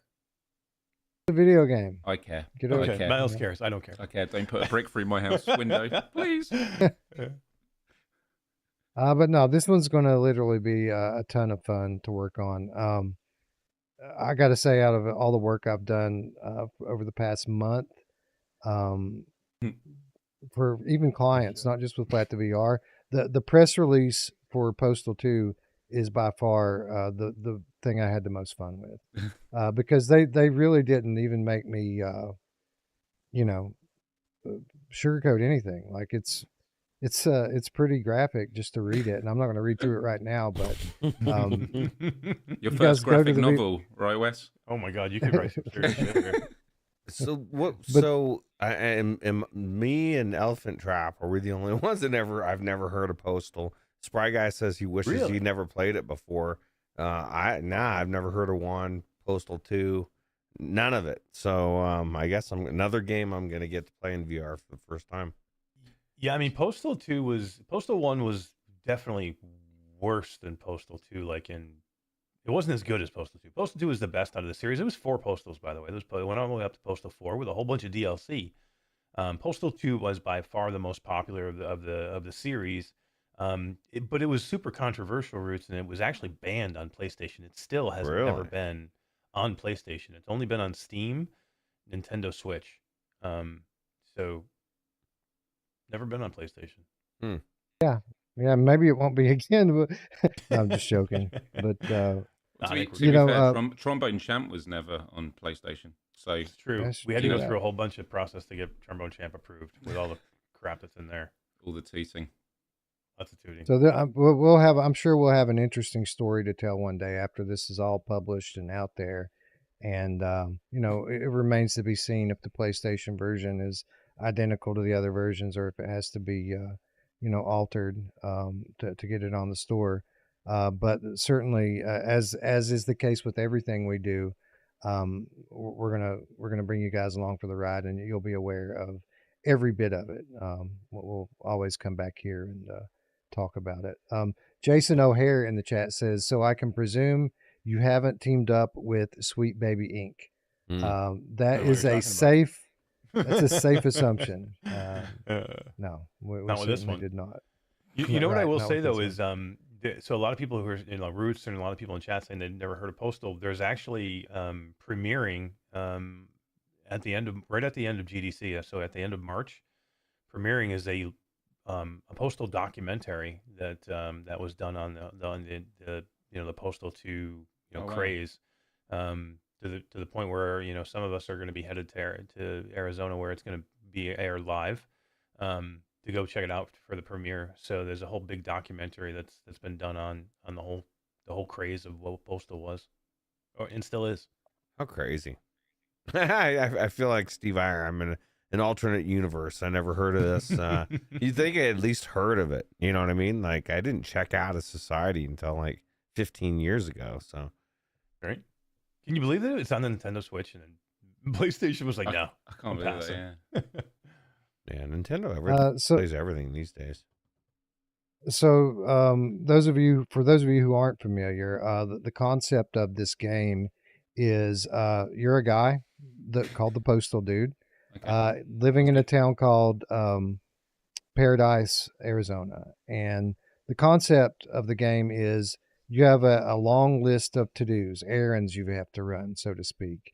And you live in this gigantic sandbox world with fairly intelligent AI in it that react to whatever it is that you're doing. And you can literally accomplish your list of to-dos by being a model citizen, or you can literally go postal and just chop everything up and burn it down, blow it up. Literally the town is your sandbox, your personal sandbox, to just have as much, crazy fun in as you possibly can. And this game isn't going to just be a straight port. It's being adapted by the amazing Team Beef, and they're working in all sorts of VR specific controls and features into this game. A lot of them I've noted in the press release, but the one thing that really cracked me up is there is first person accurate pissing mechanics. So you guys can piss in the first person all over anything and everything that you want in this game. That'll never happen, Wes. People wouldn't do that. It's crazy. So you look down and you'll see it there. Well, I mean, it's censored out in some of the screenshots. Oh, is it? I was going through for the press kit. There, some of them literally had the areas down there censored out. I did not include those. Can you play a check? In-app purchase if you want to have the blur off. Yeah, blur off. Cool.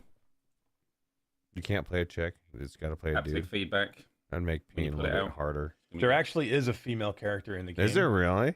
But I'm not saying her name. Okay, all right. If you want to look it up, go look up. Everybody go online right now and look up the female character's name in Postal 2. I think I might have to be the girl. I think it would make peeing a little bit more. I mean, I don't think you can be the girl in the game, but there is a girl character that you can. I gotcha. See, I can't really remember. I played a little bit when I was at high school because I went to my friend's house and they had it on their PC, and I was just like, "What is this?"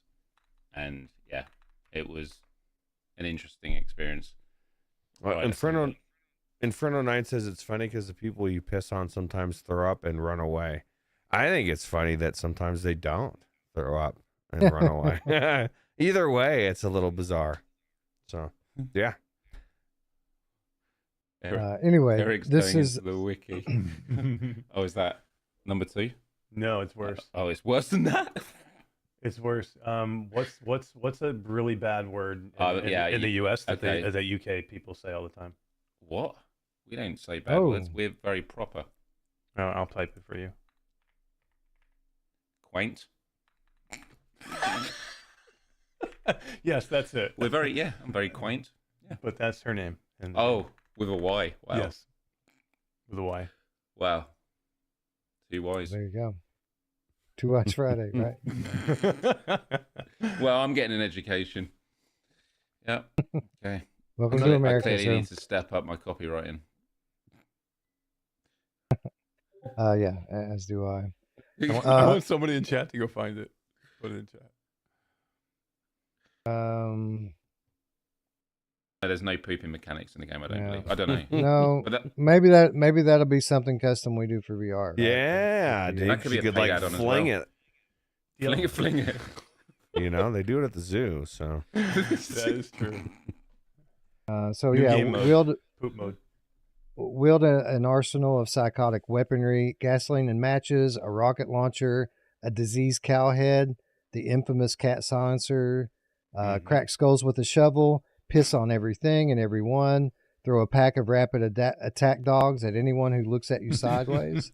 The game has gun-toting rednecks, corrupt cops, berserk elephants, sewer-dwelling terrorists, and one very unstable mascot. So yeah, it's an open world sandbox with intelligent NPCs that react to you, and there aren't very many limitations on what you're going to be able to do in your own little personal hellscape here. Yeah. From that list, it's clearly a game that's got a bit of anything for everyone, right? Right. So whatever game you're into, there's something in here for you. Even grandma. Bring her in. It's a fair step. And then film it. I want to see the video. It'd be cool. Anyway, so yeah, you guys can see now why we've been so excited to share with you.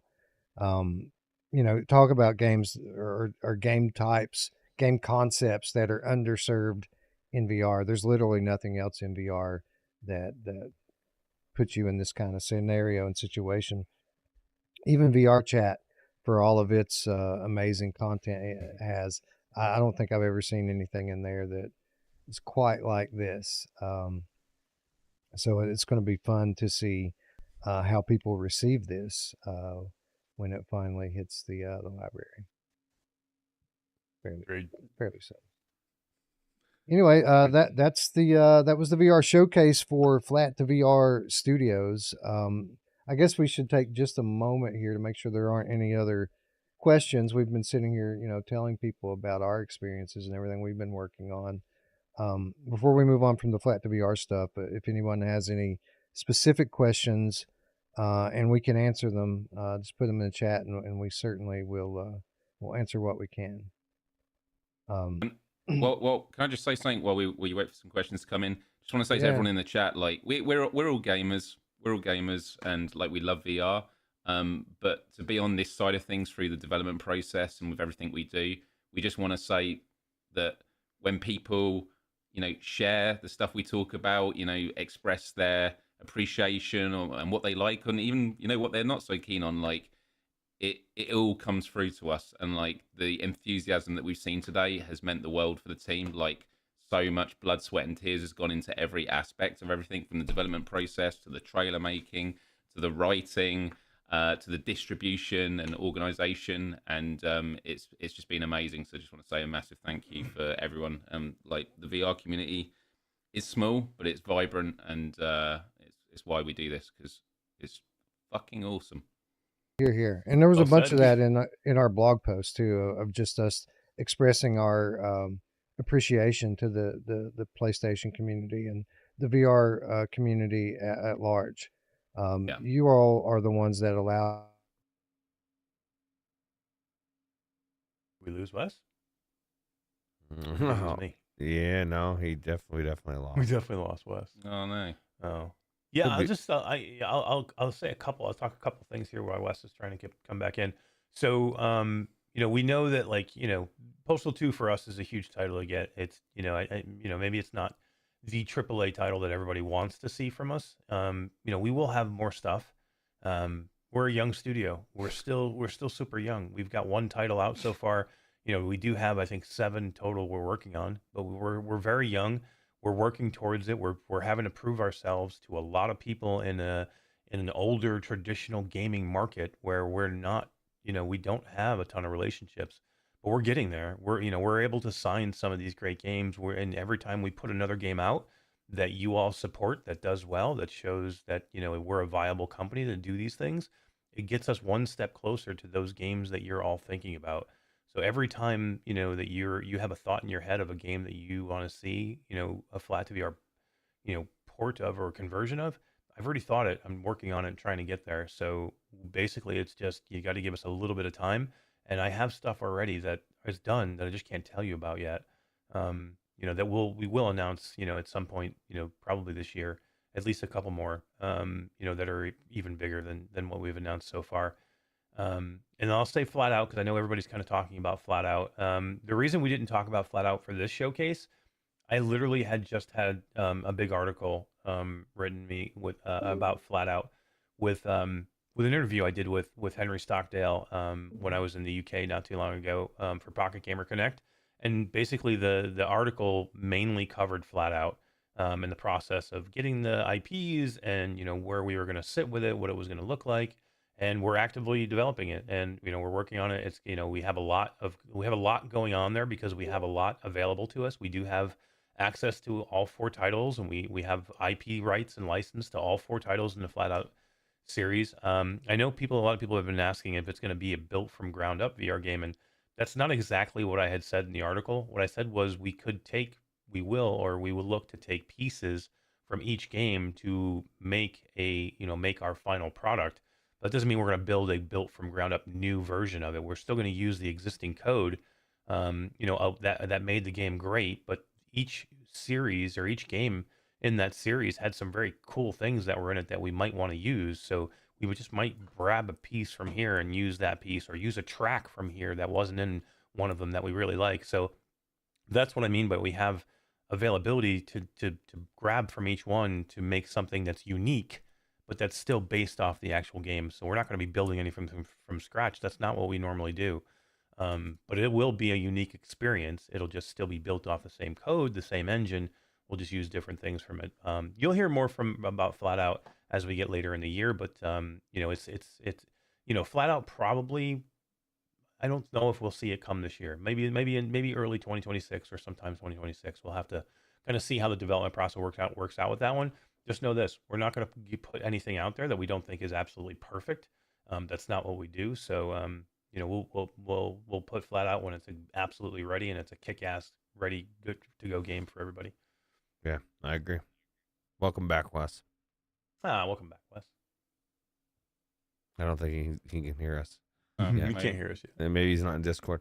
I would like to add that, I would just, every one of those games on that list, like you're thanking the community. I'm thanking you guys, because, we need more developers out there, like Miles was saying, that are gamers, that do play VR, that care, that know what the fuck they're talking about.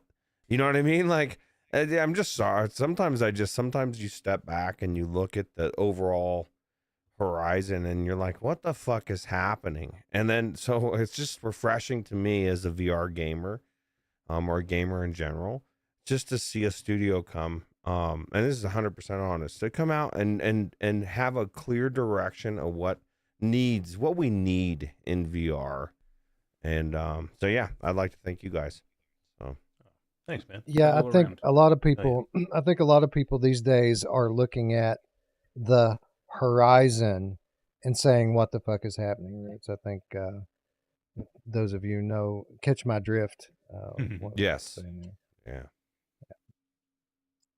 Anyways, thanks everyone for bearing with me while I don't know, I lost my internet for a minute. I don't know what happened with it, but we're back now. It's Sony. I blame Sony. I do too. It's all their fault. How dare they? Let's see. So we had a few questions here. One of the first ones was from Elephant Trap asking, will we do PS5 Pro enhancements? And this is something that I've kind of been curious about myself, because I don't think, like, I don't know if we have an official policy on support for PS5 Pro. I think in general, our policy is to try to have our games running optimally on base PlayStation hardware. So, like, I'm sure that obviously if you have a more powerful system, there are things that could be done to jack it up even higher. But we really want to provide a premium experience to people who are on base PS5 hardware. We feel like it's strong enough for us to be able to deliver that, especially with the the games that we're adapting. Eric, do you have anything else on PS5 Pro? I would just say that we have probably one of the best porting teams that you'll find. They did an amazing job on Trombone Champ. I think it's one of the PlayStation is one of the best platforms to play that game on, just because of what it takes advantage of and what it looks like in the headset. Our team, did that. Jashawn, Baggy, from Team Beef helped with it. They're just super talented in what they do and moving it to that platform, and they're knowledgeable about it. They've done a lot of the games that you've probably played on that platform. They've done them or worked on teams that have worked on those games. So, we'll do everything we can to make sure we take advantage of everything we can for the headset. Like, for me, I think anytime that if we're taking a game that's on Quest and we are going to do a lazy ass port where it goes straight over, I think me and others on our team that I would kill somebody else if they did that. I don't think that I would ever, willingly go ahead and do that if we could make something different. So, we're going to do whatever we can to take advantage of the platform, and every system that or ability that headset has. And I don't think that'll be different for any game that we do. Agreed. I guess we should go ahead and get this out of the way, because as is the case anytime we talk any Flat2VR, just tons of questions in the chat about the status of Flat Out. And I think you addressed this pretty clearly recently through Upload VR and some other things on your podcast and here as well. More recently. Yeah, actually, I did. Yeah, cover while it. you were gone. Oh, okay, all right. As recently as that. Okay, It was cool. it was a good way for me to segue while you were coming back in, and so I did talk about Flat Out quite a bit, and that and exactly what you said is what I said. The reason we didn't show it was because it was just such a big article that was just written on it. It just didn't seem relevant to show a whole nother thing on it anyway. So yeah, and again, just to reiterate, Flat Out's a bit of a different beast for us, as it's not your standard port / adaptation.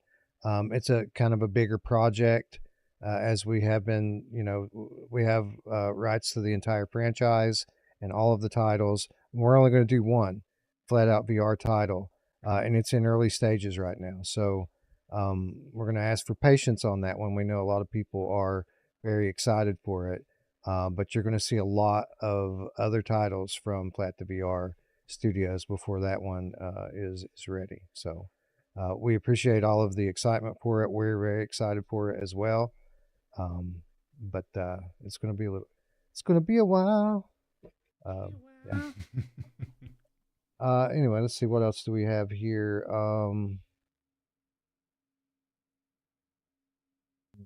We need a VR2VR studio.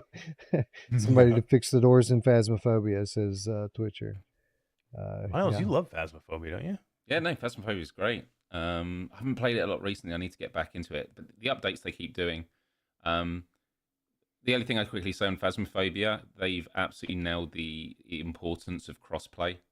The fact that it came out in VR and you could play with flat screen players, because it works both ways. It means that if you're playing on VR, you've got a bigger pool of people to play multiplayer with. You've got friends that have got it that haven't got VR. You're not, excluded from playing it. And on the flip side, when you're playing a flat screen game and in the TV, your friend is waving at you, there's that real sense of like, I wish I was in there with them right now. And I actually do think that that is a strong long-term marketing push for VR, which is like lots of people to play with, but in the long run, it's like, clearly I'm missing out on something here. So yeah, and Phasmophobia is like reaping the benefits. Like, just look at their socials and everything. It's been going great. I think people like your t-shirt, Miles. Oh, this? Yeah, I just found it in a trash can outside. I just thought that's a waste. Awesome. Of a Tatum nice bit of says, fabric. When are the Flat2VR t-shirts going on sale? It's funny you say that. I think. When do I get one? Eric, please bring me one. I will. To California. Well, when my wife gave Miles the shirt I had for you. Yeah. No, I'm only kidding. I have one for you. We're gonna have to I'll make battle sure to the we death bring one. for it. Yeah, no, Right. we'll definitely bring you one for GDC, for sure. But yeah, I mean, I think it's a cool thing, and I think we do have some opportunities to do some stuff for some of the different IPs we have, and definitely for Flat2VR. So keep an eye out, Tatum. Yeah, and as we wrap up, I do want to just reiterate that we have a lot going on, and if that concerns some of you, thinking that wondering if we have the bandwidth from our original team to handle this many projects, no, we don't have the bandwidth from our original team to do that. That's why we've been quietly expanding, so that now we have multiple teams working on multiple projects at once. So trust me, we're not just here trying to get everyone excited for titles that may come out someday. There are lots of titles in active development, and the games are going to start flying pretty soon.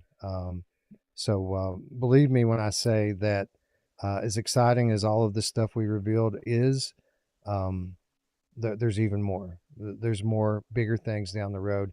And the support you all give us buying the games when they come out, like the support we've seen for Trombone Champ. That's what enables us to get bigger and bigger clients through the door, and turn them into partners, right? So again, lots of cool things. Yeah, exactly. Do all this stuff. This is something we harp on every week here on this channel, is what a big deal it is to devs out there that you go and wish list these games. Well, here we are with a whole library of new reveals, and if you guys want to really help, go wishlist the games. Wishlist them on every platform. Every title that we announced today, I think, has a store page up now on every platform. So go wishlist the games, share the social post, buy the games when they come out, and that way, the next time we do one of these shows, we'll have even bigger and better things to share, and we'll just keep that cycle going right on until we dominate the world. That's such a good point, Wes, because we always talk about vote with your wallet, but we know how it is at the moment in the VR space. People don't often like to pre-order. They're like, wait until it comes out and see how it is. But wish listing is free, and it does have an impact. Naturally, with stores and the way they work is they are going to have metrics, and they're going to be able to see what's getting wish list lots. And if things get wish list lots, it might have better visibility on the store nearer the time. And so, if there are things that you see and that you like, it's a really simple way, and actually probably one of the most impactful ways you can support devs across all games. We're not just talking about ours. We want the games that have the best promise and are the things that we're after to get the biggest lift. And so, yeah, always do it when you can. 100%. If you think of that game that's in everybody's head right now, that you're like is your holy grail wish list that you think we could do, the one you have in your head, I go talk to them and I show them that we have 10,000 wish lists for a game that's going to be coming out, in the fall. It's a lot easier for me to talk them into doing something when they can see that type of commitment from the VR community, and that's what we need. Like I need tangible things where I can go point and go, look, we have people that want these things. Trust me with your AAA crazy IP. Oh shit, Miles, you killed my camera. You killed my camera. Postal. Tony, you killed my camera. What's going on? I don't know. You killed it with your motion. Okay. Ventriloquism isn't paying off. Yeah. He's definitely not happy. But yeah, I mean, oh my God. Oh Yeah. God, what's happening? But yeah, It's wish broken. list. That's all I'll say. You got to take over here, Wes, so I can tell my camera to stop moving. Yeah, so Roots and I sit on here week after week, and we tell people what a big deal it is for you all to go wish list. We often cite that that the storefront owners use wish lists to kind of determine where these titles get placed on the storefront for better visibility. But that's just one way that wish lists make a difference. And there are literally probably 10 different things that are determined behind the scenes by the kind of traction that you get on social media and on wish listing. Literally for some of these smaller studios, like whether or not they get funding is determined by how many wish lists they're able to generate with their store page. So it's super important. So yeah, always, like Miles said, it's a free thing that you can do. Just takes a minute. It's a click, and it means the world to the developers and the studios out there. I did see a question in chat. Somebody said, "Does this mean you have multiple studios?" We are. I don't know if we've ever come out and said it, but we are a completely remote company. We don't rely on finding, just people that are here in our backyard. That means we're limited to only people that are here around us. We want the most talented people in the entire world. So that means, if we had a physical location, I wouldn't be able to work with Wes. I wouldn't be able to work with Miles. We wouldn't be able to work with some of the super talented developers that we have that are in Spain or in the Netherlands or in Germany. We are in 10 different countries with our company. We have, again, some of the most talented people around the world. So we are a complete remote company, and we operate really well that way.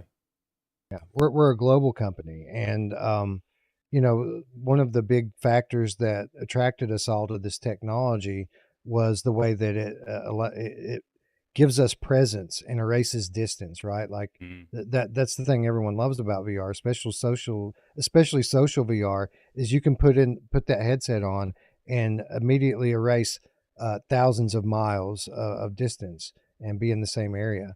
And we very much have extended that spirit out to kind of the structure of our company, as we're 100% remote. But we still meet. We meet in VR every week when we do our team meetings. It's inside a headset, inside of a digital space with avatars.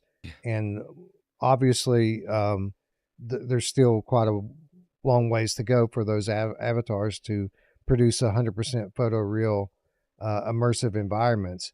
But I can tell you it's way different, even with what we have available today versus getting on some sort of a video call. So hopefully that answers your question. But I would say yes and no to the question, do we have multiple studios? We've got dozens of them, I would say.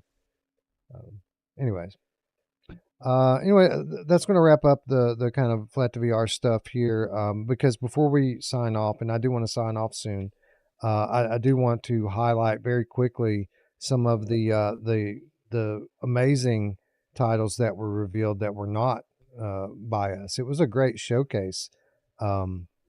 Eric, I think one of the better VR showcases that we've seen in some time. 100%. We Miles and I were chatting with Brian Paul just a little while ago, and like we all three of us were like, that was a freaking great showcase. Like, I mean, that was, you can't complain about a showcase like that. And for Brian, and for a lot of the game cats, I mean, I think huge amounts of PlayStation support. I think there was only a couple of games that weren't going there, but there was a lot of games that were. So I think for that and the fact that the quality of the games that were showed were so good. I was proud to be part of that showcase. I mean, there are showcases that I've watched in the past. I'm like, I don't know if I would have wanted my game to be a part of that showcase, but this one, and the one prior, Jamie Feltham has done a great job. Like he has really gotten very quickly, because this is only the second one, but he's gotten this to a point of respectability to where IGN is simul-streaming this thing. GameSpot is simul-streaming this thing. It's taking notice by mainstream, gaming media, which is important for us. So I think it was a great showcase, Miles, right? Yeah, no, Jamie and Xena, it's amazing with what they've done there. It's one thing to curate in the sense of you're taking a load of submitted trailers and you're just putting it in a certain order. He goes way beyond that, like both of them do. They think about the way that things are told. They work with the developers and the publishers, and with the whole process. He's spoken about this before on previous shows, and it's why that you just get something that just doesn't feel just fluent in terms of the pacing, but there's this real cohesion of it all, and it felt like a celebration of VR, and it was amazing to be a part of it. Well, here's the reality, man. Before he took over the last show, most of the shows sucked ass for a long time, and it's like.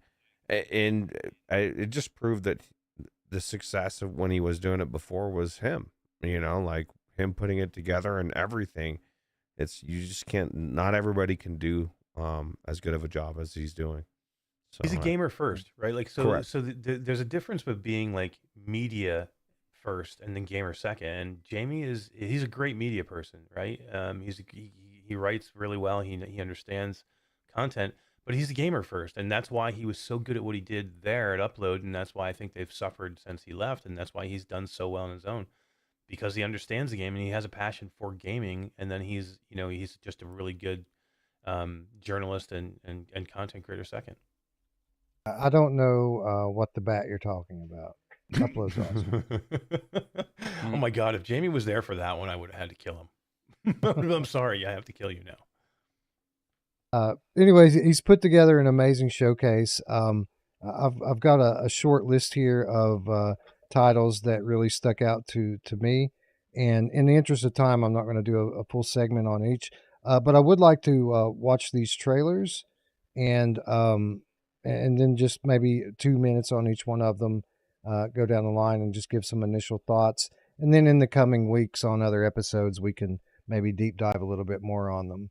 Ruuts, will it help you to go in order of the list that we put together? Tremendously.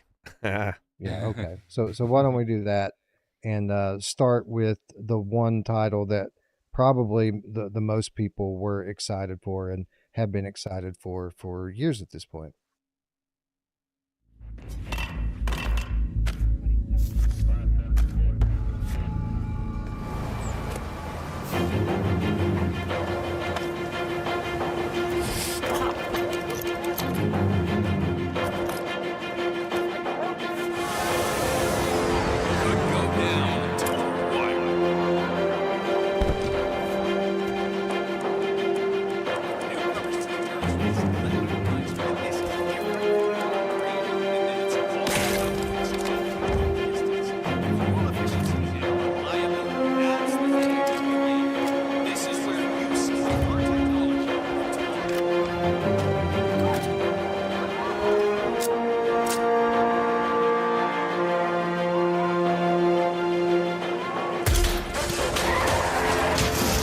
Down. Next up, Robert Knox.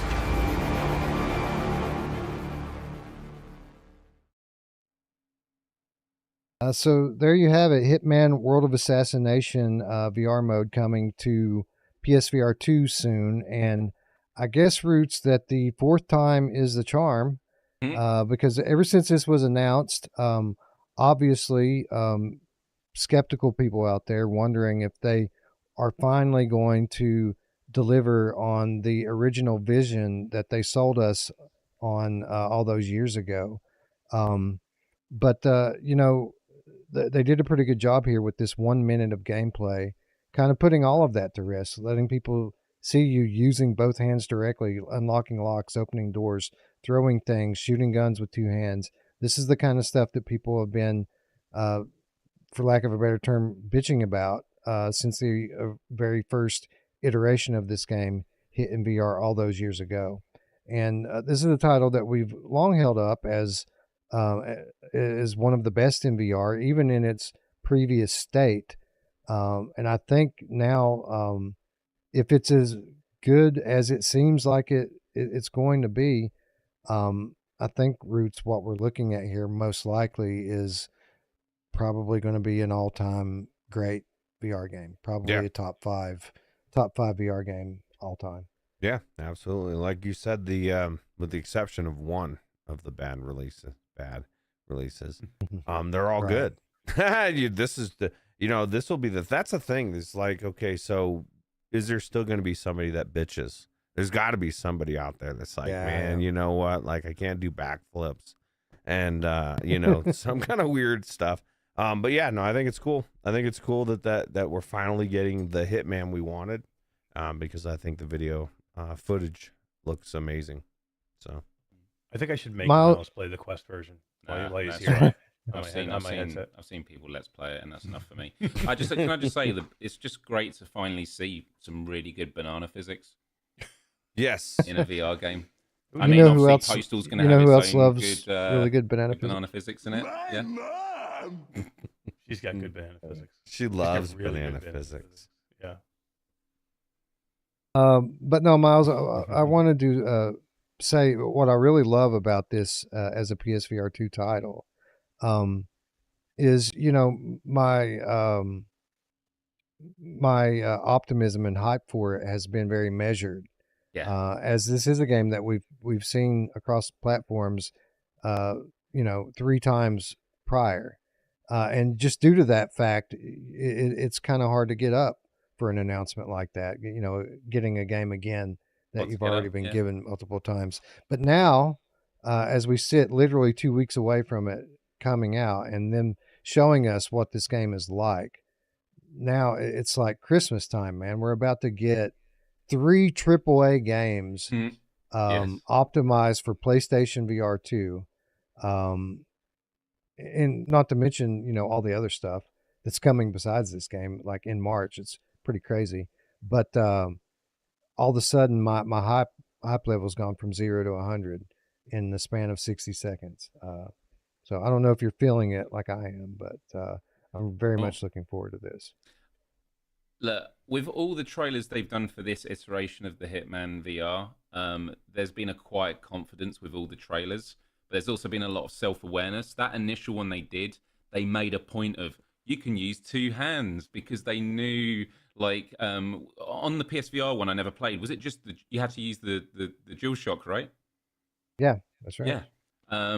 And so, look, people care about this franchise, and they've seen everything that's come before this. There is no, like, room for any degree of failure with this. They know that, like, I get a feeling like they've taken it back into their control, and it's like, all right, we'll take it from here. And they know what they're up against. And everything I've seen is quiet confidence. What we actually saw today was pretty short, but they showed what they needed to, which was good physics, the way that you could use multiple items. It looks good. Obviously, there's going to be questions. Is there going to be reprojection and stuff like that? But look, there are games where there's reprojection that I have issues with that I still think are phenomenal games.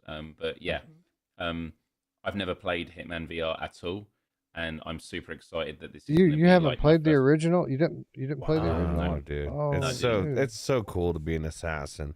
This is what they need. This is what they need in their marketing. Is they need a stream of Eric Masher running around and punching people in the crotch. That was amazing. One of my favorite videos. Times. He's like, did you just get down on one knee and punch that woman in your jewels? You're going to be able to do that now with either hand, Eric. You can left-handed punch her. I love that in the trailer they made those lame throws in the trailer just to prove that you could use both hands. I'm like, wow, that was kind of lame, but yeah, it was cool. So Miles, this game is the ultimate AAA sandbox, and I hate sandbox games. Like, I don't like them. I typically get bored in them, but this one is so fully realized that it's just amazing. Like, it's kind of like the same pitch we had for Postal a minute ago. The kind of the dream we were we're delivering with that game. To some extent, you get that in this game. Only, you can't saw people in half and blow them up and piss on them like you can in Postal. But you're literally getting a full trilogy of real world locations with hundreds of NPCs that are all interacting and having conversations with one another, and they all react to you. Like you have a goal, right? The mission they put you on, but how you achieve that is completely up to you. And you have just a robust menu of options, almost as as wide as your imagination is, in ways to kind of accomplish this. And this is literally a game that I can go in and just, you hear me harp all the time about how I need to have an objective. I need to have something to do, something to play toward, a story to play through. This game offers that, but I don't need it. Like, I can just go play around in these levels and be entertained for hours. And that's on the older version of the game. And now that it's being more fully realized and feature complete, again, I said it a moment ago, I think this is going to be one of the best VR games that we've ever seen. And I'm very much looking forward to it. It's perfect for the medium, because, like, VR still in the early days. We think of, like, computer games when they first started out. Games were ridiculously hard to play because they wanted you to have to spend a lot of time replaying it and getting a good amount of time out of it. That's why we see a lot of roguelites in VR. It is a way of extending it. Some people think it's cheap. I don't, because it means there's more variety. It's why multiplayer and social games are good. Every time you go in, you're going to have different experiences. And from everything I've seen of the flat screen version of the game and what I've seen of the VR ones, as you say, every time you play it, just all the different variables, the different NPCs, the different weapons, the different routes you can take, and everything like that. It's just going to give it so much replayability. And the fact it's the full trilogy, which, again, you could have the full trilogy on the original PSVR, but it was only if you already bought them. This is basically saying this is the definitive edition, and if they knock out the park the way they're suggesting, then yeah, I agree. It's going to be a top 10, if not top 5 game. And Eric, just to kind of put the last word on this one before we move on, I think it's commendable what they're doing here, because this is again a AAA traditional gaming studio, and I don't think that they're necessarily here in doing this again to profit. I think honestly, probably the reason why they're doing this is because they know how people felt about the game in its original state and the previous iterations on it. They feel like, a promise was made to the community, and the community doesn't feel like the promise was necessarily fulfilled. So I think that has a lot to do with why they're sitting here coming to PlayStation VR 2 and basically delivering on that promise that they made to PlayStation gamers all those years ago. And I think it's super awesome and should be recognized. I agree 100%. They tarnished their reputation, and they didn't want to continue with come out of this and leave it alone and basically hurt the franchise, because that's what happened at this point. I mean, the Hitman franchise has been amazing for years, and the VR version has damaged it.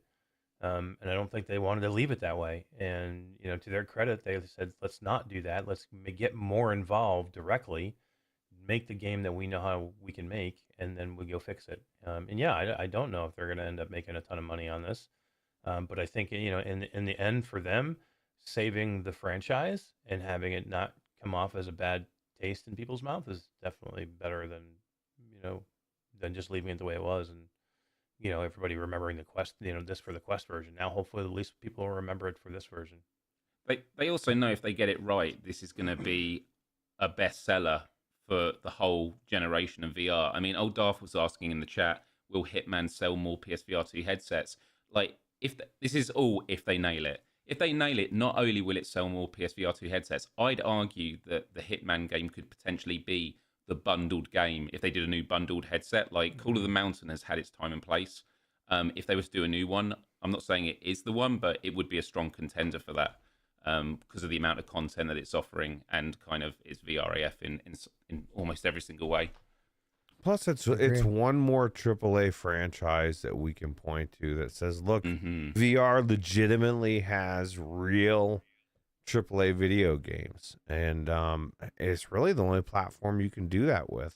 You know what I mean? Like we say a lot of these PC VR headset or games are AAA, but if you're talking true AAA, Sony's got the best. So I think it's a good thing.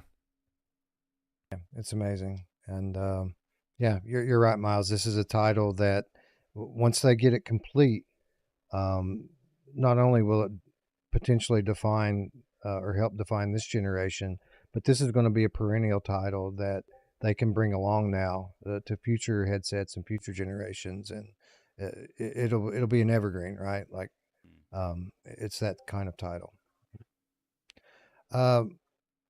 But I guess we should move along to the next title. A bit of a surprise, this next one, but believe me when I say one of the more exciting announcements for me that I saw during today's showcase.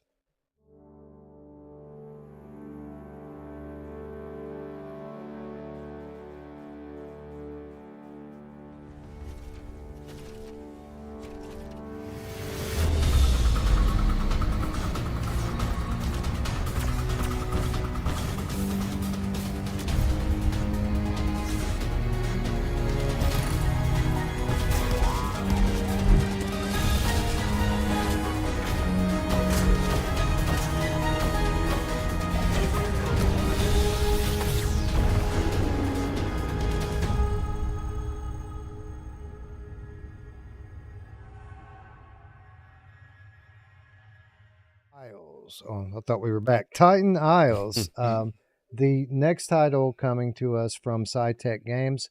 Ruuts, I don't know if you can tell by looking at that, but this is the next title coming to us from the developer that brought us Windlands and Windlands 2.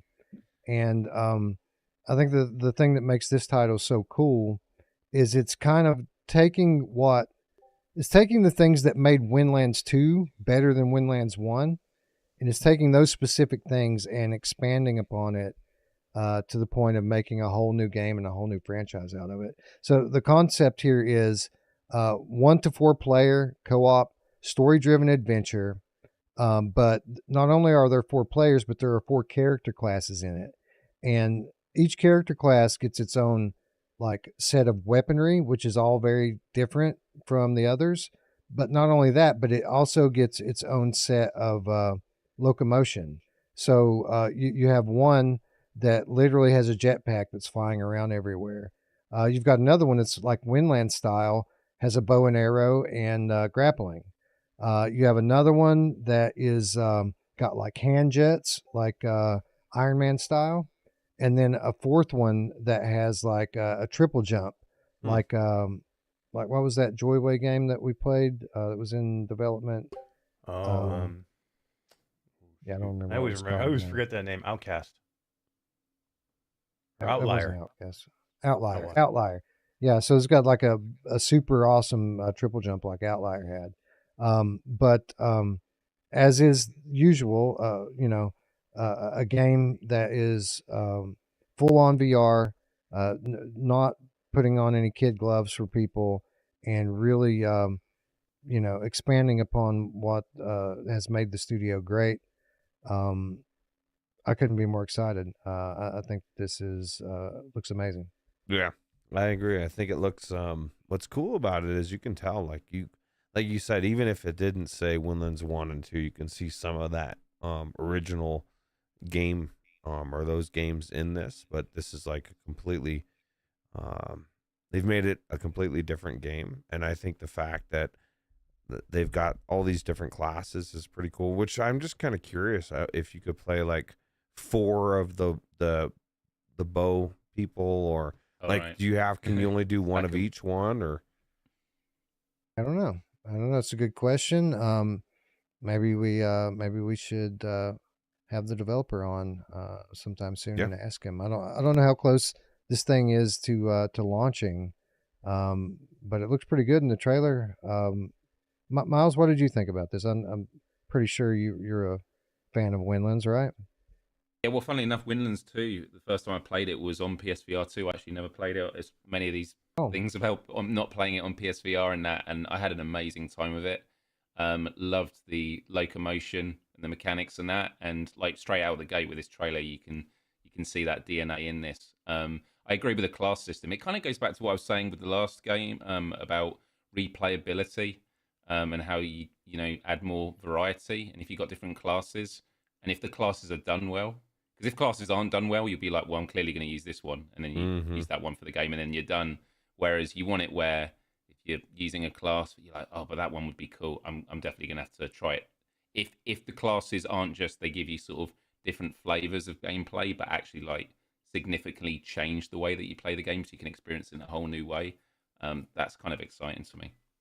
Right, like the Light Brigade paradox, right? Where Great example. Giving you these updates, these big DLC packs, but a lot of what the update is just a new character class, and some of them are amazing, and then others are just a new gun. Yes. So yeah. Eric, what did you think about Titan Isles?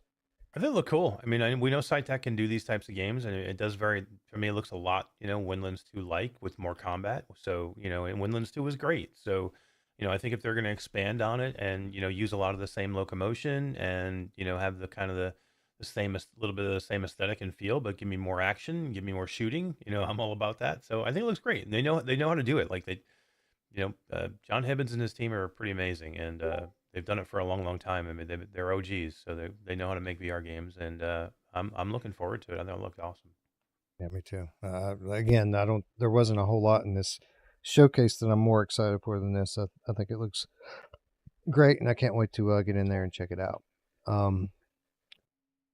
But as we move along, one of the things that I really love to see from time to time, and you don't always see this in the space, but when you see a small independent studio have some success, and rather than kind of cashing out and going away for a while, instead they take that success, they take that money they make, and they turn right around and invest it in themselves. And I think that's what's really interesting about this next title.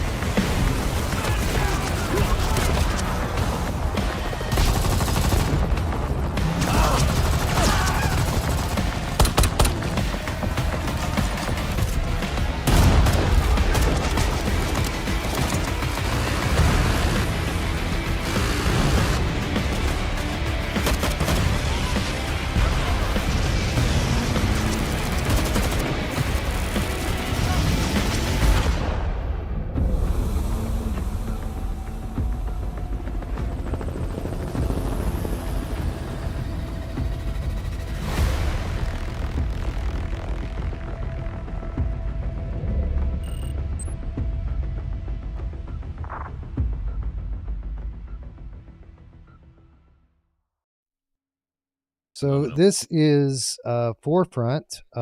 Roots, do you know who loves it when she has 4 in front of her? I thought you were gonna say foreskin, but yeah, she does. So she likes both. Never mind. So this is the next title from the team that brought us Breachers. This is a 32-man. You know who else loves 32-man? I'm sorry. Yeah, she does. Yeah, she does. This is a 32-man team-based military PvP, obviously very heavily inspired by Battlefield. Eric, obviously these types of games aren't typically my bread and butter, not the type of thing that I go for first when I pick up my headset. But I recognize game when I see game, right? And it looks like they're improving in a lot of different ways from Breachers, which is still amazing. It's a title that they could have sit back on for years and just delivered DLC for, and they would have been fine. But as I said before we watched that trailer, they're upping the ante. They're gambling on themselves, and it's obvious in that trailer that they shared with us today. There's a couple studios that you can just point to and go, they're a great studio. They just know what they're doing. Like they're super good, and what they do really well. And they normally don't deviate a whole bunch from it, but they add on to it, make it better, make it cooler, make it bigger, make it badder. For me, Triangle Factory is one of them. They made great games early on, and did a couple free, did a free to play game.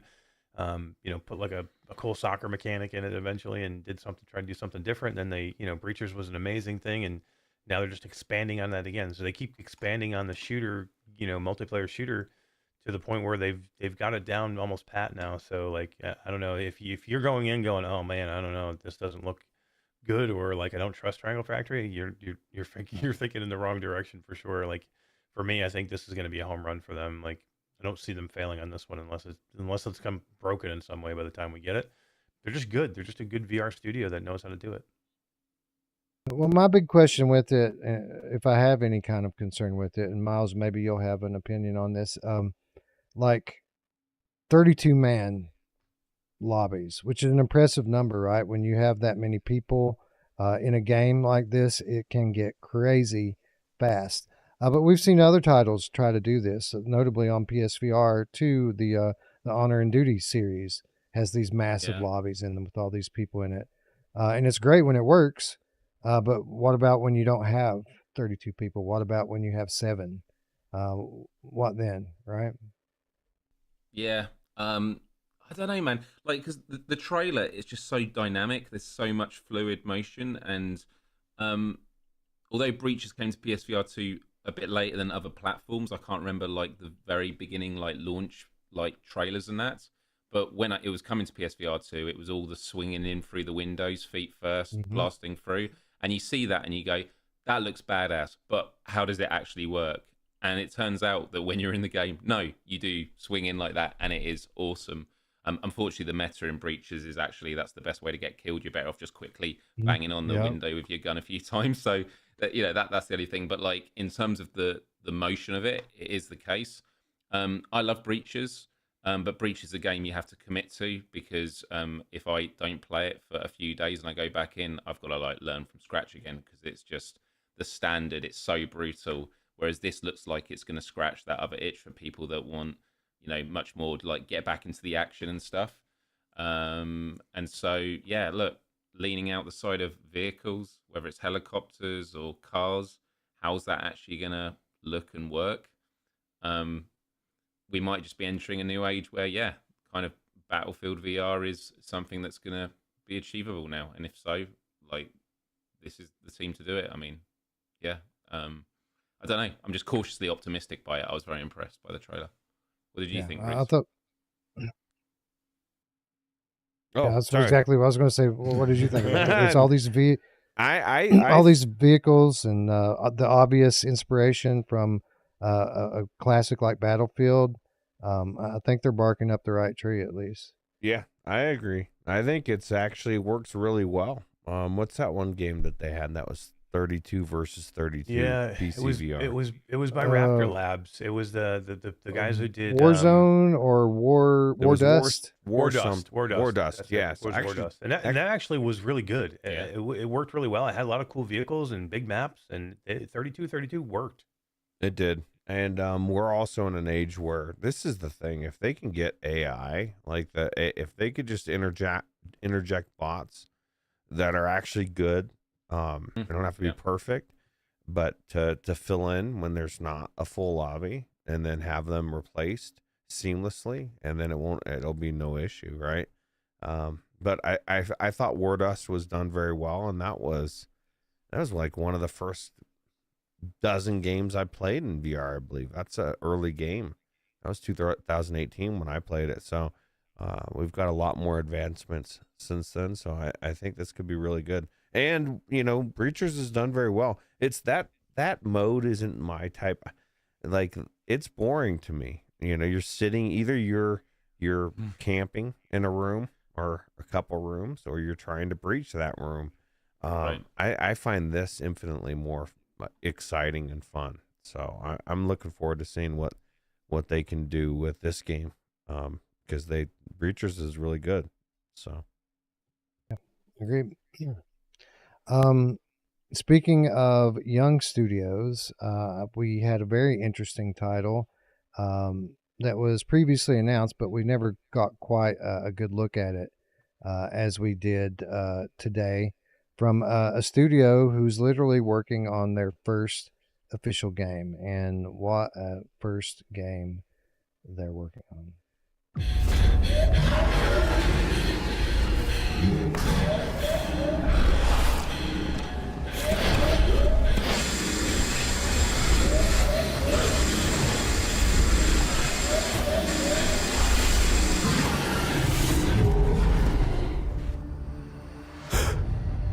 They've all lost their goddamn minds. The patients are more like rabid dogs than people.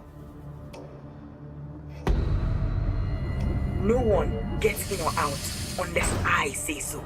Please, you gotta help me out.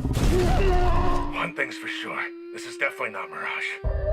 Whatever these things are, stay the hell away from them. They're not people. It's been 37 years.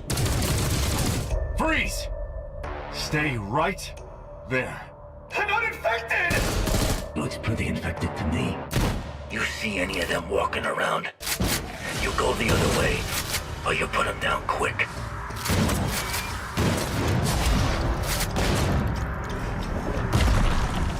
So, you found a chimera. Not bad. If you need to give it some extra punch, take it over to the forge. They're parasites, just like you. Now we're the only spot in town.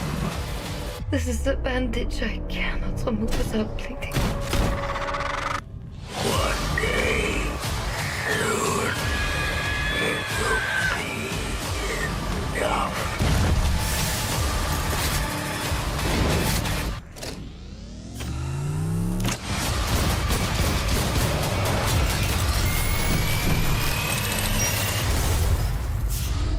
Do you have any questions?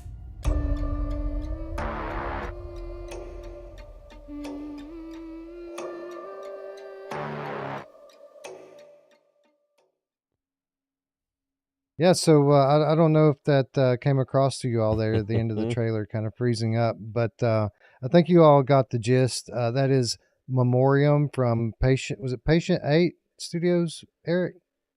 Patient 8, yep. And that's Mike VR Oasis, I think, is what kind of leading this thing up. Awesome. We'll see, Mike. I think they're the publisher, right? The VRO, Publisher, yeah. Their company publishing it. The development studio, interestingly enough, kind of kindred spirits, as they're a group that basically cut their teeth in development by creating mods.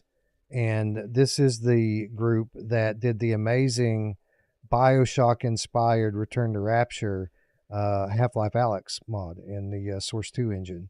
and that that project did so well.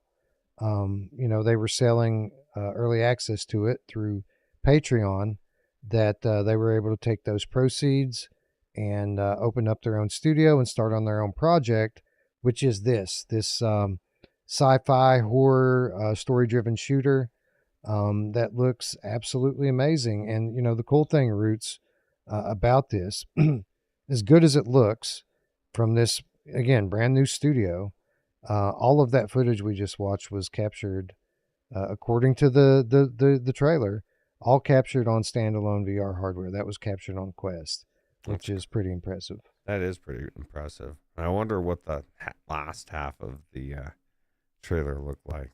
Because I don't know. I don't know if it was that trailer or what the deal was. But yeah, no, it looked amazing. What we were able to see of it. I've never played Dead Space, so I don't know if, like a lot of people were saying that it's like Dead Space in VR type of thing. So I think that's what they say. Anytime there's a corridor, a horror, space horror corridor shooter, it's like Dead Space. Now I've said this many times myself about games that I've or trailers that I've watched, but like you, Roots, I've never played Dead Space. I don't know. So yeah, I assume it looks like Dead Space because that's what everyone says when there's corridors and scary stuff. Yeah, I was kind of surprised to read that with a lot of people saying the Dead Space stuff. I mean, I get it, like, because of the corridors, but like aesthetically, it's quite bright. It's a much brighter looking game. I actually think aesthetically it looks quite similar to Genotype in terms of the presentation. I got that vibe quite a lot from it. But it looks cool. Some of the enemy types I wasn't sure about, but actually when I was watching it earlier with Eric and I was saying this, I was like, but at the end of the day, it's very hard to judge on a trailer. Like, even if you think aesthetically something doesn't look quite right, when you're in a headset, it's completely different. Like the depth that you get being up against enemies of that stuff, that can really add to the terror and the intensity of the situations. And there's a lot of interesting things going along there. So I think you were saying, Eric, like, as long as the weapons feel good and responsive, it just adds to the ferocity of the battles you have with whatever these things are. So yeah, I'm definitely curious. Eric, any thoughts on Genotype? Might as well get Genotype on the brain now. Yeah. On Memoreum before we move on. I think it looks cool, man. It's one of the, there was a couple of games that I came out of the showcase that I was excited about personally, that are outside of what we're doing, and Memoreum, and I think was it what's it called again? Forefront. Were the two that I was like, the most excited about, and maybe the next one that you're going to show too really piqued my interest quite a bit. Well, on that note, Roots, why don't we take a look? I think you might enjoy this next one as well.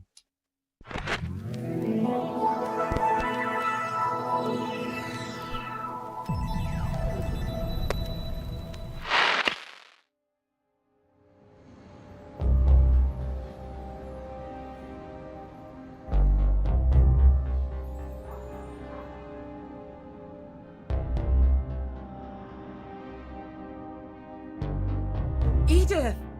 I didn't think you'd be back for a few more days. Sorry about the mess. It'll be worth it though, I promise. How'd it go with old lady Sia then? You should have seen it. Something weird is going on, and Adam is involved. Alright. Okay, so what now? I'm gonna go check it out.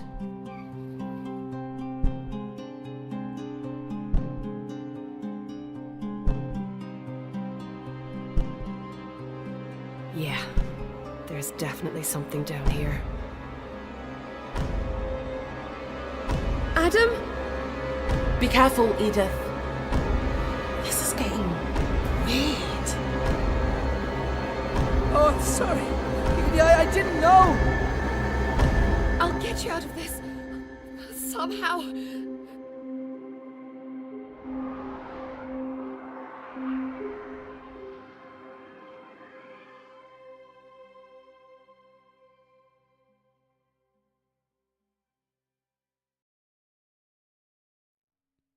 Ghost Town, surreal, spooky puzzle game coming to us very soon from the creators of the Room VR. And on that note, the first question I have, Eric, is how many copies of this game are you going to give away? I was thinking 20 tonight. If we want to, I can pre-order and give 20 away tonight to the chat. If everybody can answer some questions. Yes. There we go. No, but Eric, this game's coming very soon. I'm not sure. I've been so kind of out of tune with the news cycle lately that I'm not sure if they've made their release date public yet. But I will say that this game is coming very soon, and it looks amazing. I think it looks great. It looks, we obviously hold the Room VR as one of the best story-driven puzzlers in VR, and this looks like something that's certainly at least on par with that. And I think that that's awesome. Yeah, I mean, with the full locomotion as well that it's going to have. I mean, the room is great, but when it's like node to node, it's never going to have the same immersion as being able to walk around in environments. I mean, I'm assuming it has full locomotion all the way through. No, this is nodes as well. Oh, is it nodes? Oh, there we go. Yeah. Oh, okay, never mind. It's just those pan shots that got me. It got me in the previous stuff. Right. No, yeah, and it's a good point. Like, obviously, we would all prefer to just be able to walk around wherever you like in these beautiful worlds. That's one of the good things about their games is they're so beautiful, right? The environments they put you in, you want to really explore it. But in a puzzle game like this, where literally the puzzles span out across the entire room that you're in, they kind of need to be able to direct you somehow, right? And I think that's what the nodes are all about. Absolutely, you need that intentionality of where I am right now. Clearly, there is something here I need to be engaging with. The only other thing I would say is the character models, man, they look good. Like the facial expressions and everything. That's something that there's a lot of games that do pretty decent character models, and then there are those that are like exceptional. Someone's talking about Wonder in the chat. The Wanderer character models look awesome. This game, the character models in this look absolutely phenomenal as well. Yeah, Ruuts, the Room VR was kind of a first VR offering from this studio who's made their name doing these room games on other platforms, primarily mobile. So I think it's encouraging to see that they do a room game for VR. I don't know how it did in terms of sales. I know it's pretty widely regarded as a great puzzle game, but I think it's super encouraging to see this studio coming back doing another VR game, and this one looks just as good. In terms of production, this one looks just as good or better than the Room did. Yeah, no, this looks really good. This looks like a game that if I wasn't even playing VR, I was like, wow, this is like, the production looks really good, looks intriguing. And I think it kind of looks like a mix between a Room VR and the seventh guest game. Yeah, it does. This looks really good. So yeah, Eric, I think I noticed a lot of similarities here between this and the Room. Just the kind of situations they put you in, kind of the diverse environments where some of them are like putting you in these really elaborate indoor scenarios, and then you all of a sudden find yourself in a surreal, like outdoor dreamscape type scenario. Very reminiscent of the experience we had with the Room VR. Yeah, definitely. It just seems like it's a next progression of whatever the Room was, right? Like, I mean, they don't want to, 7 years later give you just a continuation of the Room. They have to do something different. I think they've come out of the box, to say a little bit, and kind of expanded on the universe, expanded on the locomotion, expanding on what the whole kind of wrapped up thing is, and kind of maybe got away from just the basic room escape and going to something a little bit different, which I think is super cool. And I think it looks awesome. Like, yeah, I'm as excited for this as I was for Seventh Guest, and I was super excited for Seventh Guest. So yeah, again, I don't know if people know when this is coming, but I do, and it's coming soon. So if this looks cool to you, get excited. You know what you're talking about. Do you guys think that that one kid that ended up getting Eric to give all those copies away. I think he'll play this. What was his name? Oh God, Josh something. Yeah, right? Josh. Do you think Josh will play this 5 years ago. sequel? I miss Josh. It was Don. I think it was his name. Yeah, Don. maybe it was Don. I think Don was his brother. Yeah, I Don think was so. definitely his brother. Yeah, for sure. Anyway, it looks awesome. We got 2 more titles that I want to share with you before we call it a show. I will, in full disclosure, tell you that these last 2 titles are Impact Reality clients, but that's not why we're talking about them. We're talking about them because these games look really cool. And in the case of this first one, we've been consulting with them and kind of helping them get their trailer together among a number of other things. But they really put together this cool, like, audio visual experience and really thought a lot about the music and how it integrates with the action. And then when the showcase rolled around, Jamie Feltham basically just talked through the whole thing, and no one really got to fully experience the little piece of art that they put together here. So, maybe overlooked because of that, or maybe not because of that, but overlooked on some of the wrap-up shows. And I want to make sure that people got a chance to check out Zix, because this is a really cool upcoming co-op game.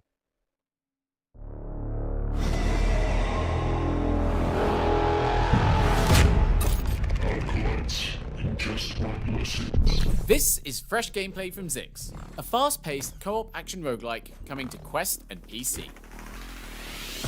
As an acolyte of Zix, you and up to 2 others remix reality, shaping each run in unexpected ways. Swap enemies, change gravity, and uncover hidden secrets as you fight through ever-changing challenges. With its first instinct combat system, Zix lets you pull off stylish, over-the-top combos, dashing, striking, and chaining abilities with ninja-like precision. This is one experience you won't want to miss. Wishlist now on Steam and Quest ahead of launch later this year.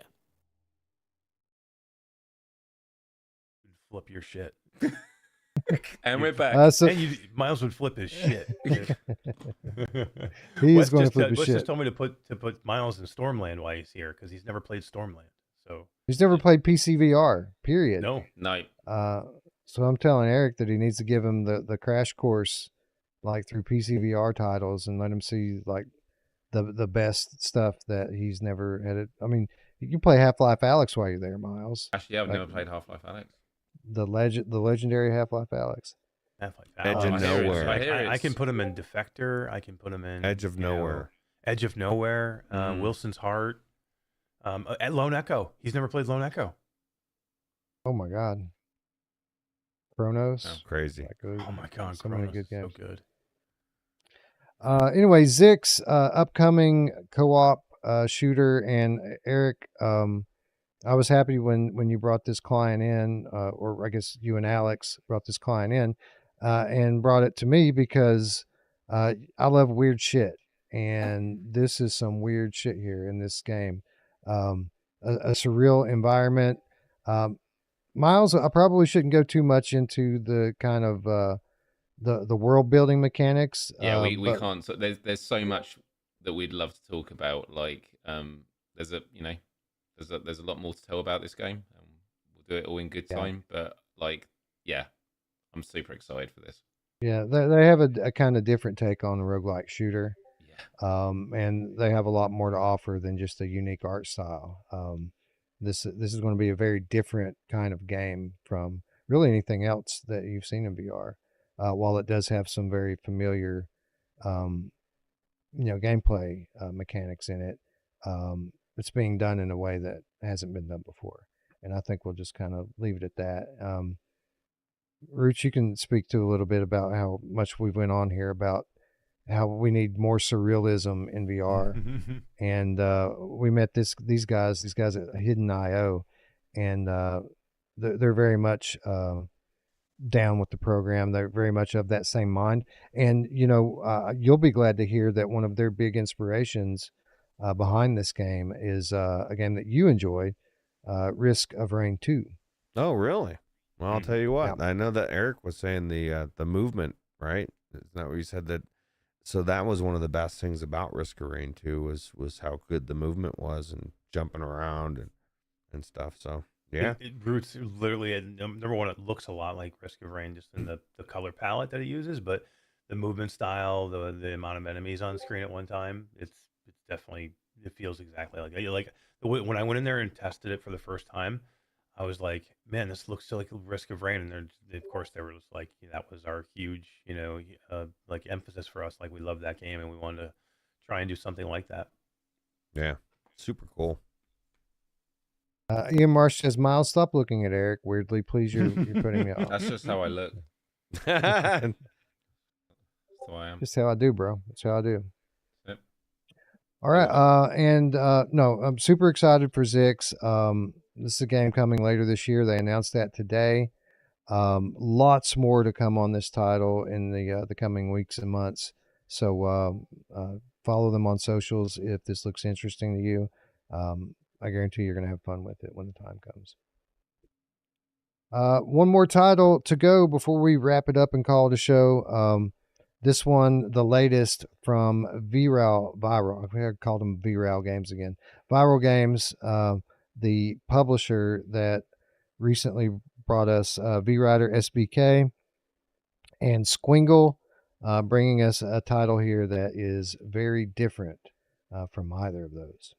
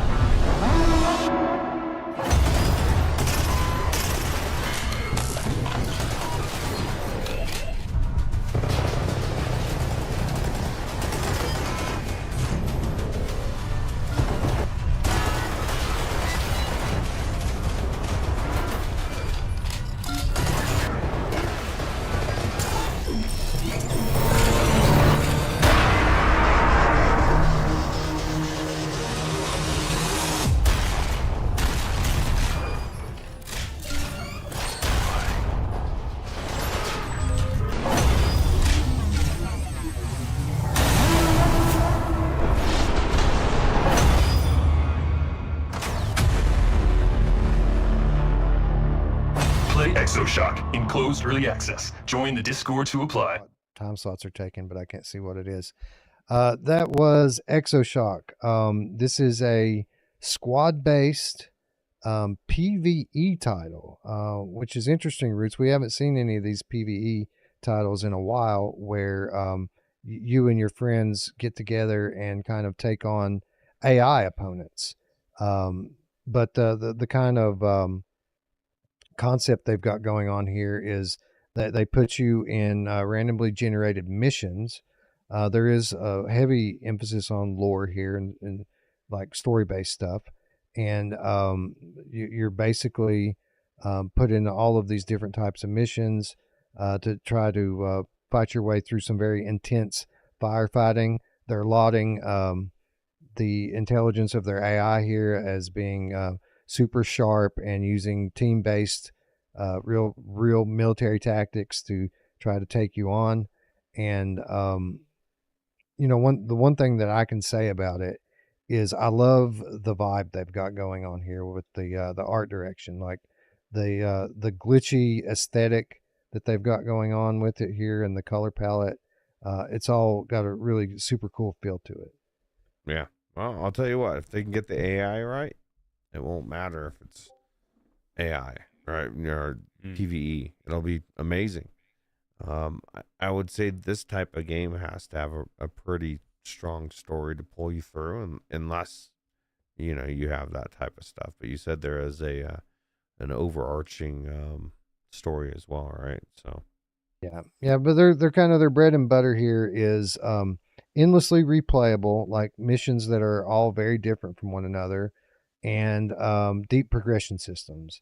They want you to get in here with your friends and really develop your characters. They have different character classes that have different weapons, different abilities, and they want you to like, this isn't just an action game; it's a strategic, tactical shooter. And they want you to get in here and play the game hundreds of times and build your characters and your team as you go. Eric, again, I haven't played this game yet. They are going to be on the floor at GDC doing demos, so I hope to get to play it there. But the one thing I can say about this is they are super excited about it. Like, they think that this is next level, game-changing stuff for VR, and that alone has me interested. Yeah, I mean, I saw the trailer that was, or not trailer, but I saw gameplay footage from YouTube that was over a year ago, and they were showing me that early on when I was talking to him, and I got me just that year ago footage got me excited, and it was super early. This is definitely way better, farther along than that. It's going to be a great game, and this was one that it just slipped my mind. I said that the two games I was really excited about, this would be the third. Like, I was over the top excited for Exoshock. Like, it definitely it's a good looking shooter. The gun mechanics look spot on, amazing. It's hard to tell, but like the recoil of the gun looks like it's super realistic. Hopefully they have good feedback in the controllers for it and everything. But man, the whole vibe of it looks amazing. Yeah, Miles, I don't know if you've been working with them like I have been at Impact, but I mean these guys are so high on this title, and literally the types of things that they're saying about it, I hesitate to relay to people because it almost seems like an oversell, but I know that that's not what they're doing. I can tell that they really believe what they're saying, and they believe that they've got something very special here.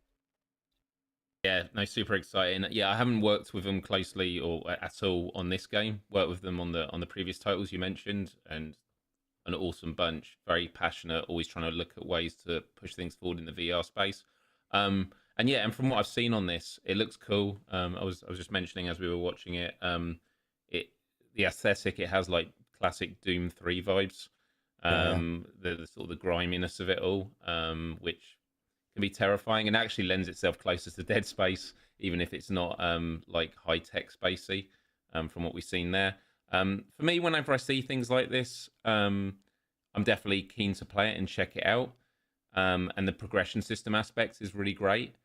The question is this going to be a progression system where you just feel like you're grinding from the get-go, or is there going to be a real sense of longevity that you think about, I'm not just grinding for that next level, but like, so I can get to that thing further down the line that's really going to change the gameplay with like an epic weapon, in the case of Doom, like a BFG or something like that. BFG, so yeah, cool. Right, exactly. Well, that's what they're going for here. And Eric, as impressed as you were with their old footage, that this is a completely different game from that. Like, it's the same game, but it's been so advanced. They've moved it to Unreal Engine 5 now, and they've added in a lot of extra features and stuff. So this demo that's going on at GDC is supposed to be pretty impressive. I'm going to make sure to get out there and try it myself. If you're a content creator watching this and you would like to demo this on the floor at GDC, hit me up either on Discord or send me an email. Even if you're not able to get your media pass with GDC, hit me up. If you can get yourself there and get through the door and want to demo this, I can get you through the door. I can get you a 3-day pass, most likely, so that you can check out this and then check out everything else that's on the floor there at GDC through Wednesday, Thursday, Friday. So I've already helped one content creator out this week to do just that, and there's some more passes available last I checked. So hit me up if you want to demo this. Stay tuned if you want to hear more about it. I'm going to go check it out along with some of the other viral games that are going to be demoing there. I'm going to go demo the V-Rider SBK for PSVR 2. That's going to be on display as well. Going to go check that out. And Eric, they're going to have Squingle for Apple Vision Pro. How about that? Ooh. Who doesn't want to play Squingle on every platform, even the Vive Focus or no, the Vive Flow? I'm looking forward to Squingle too. Oh yeah, it's got to be coming. The return of Squingle. Yes, it's got to be coming. This time it's personal. Yeah, Even this time it's personal. Even squinglier. Squing again.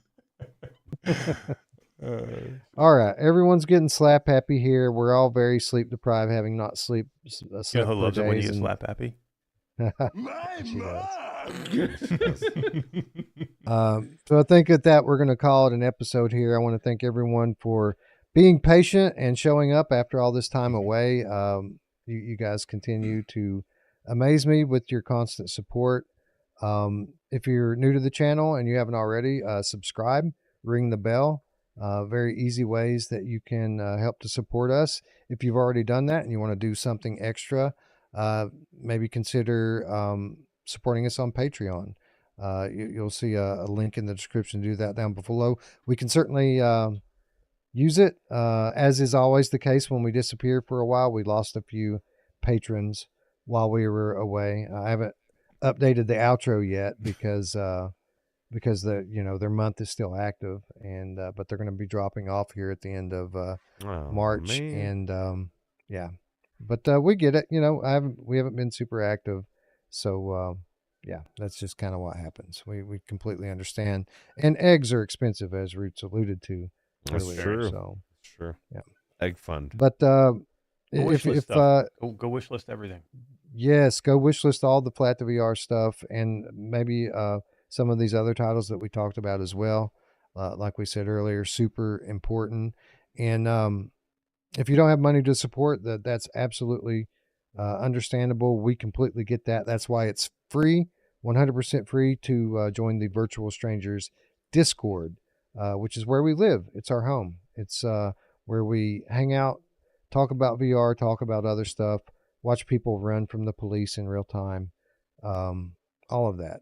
It's a great community. It's the best thing about what we do here. And again, it's 100% free. You'll find an invitation in the description below. Click it. You will be greeted at the door, I assure you.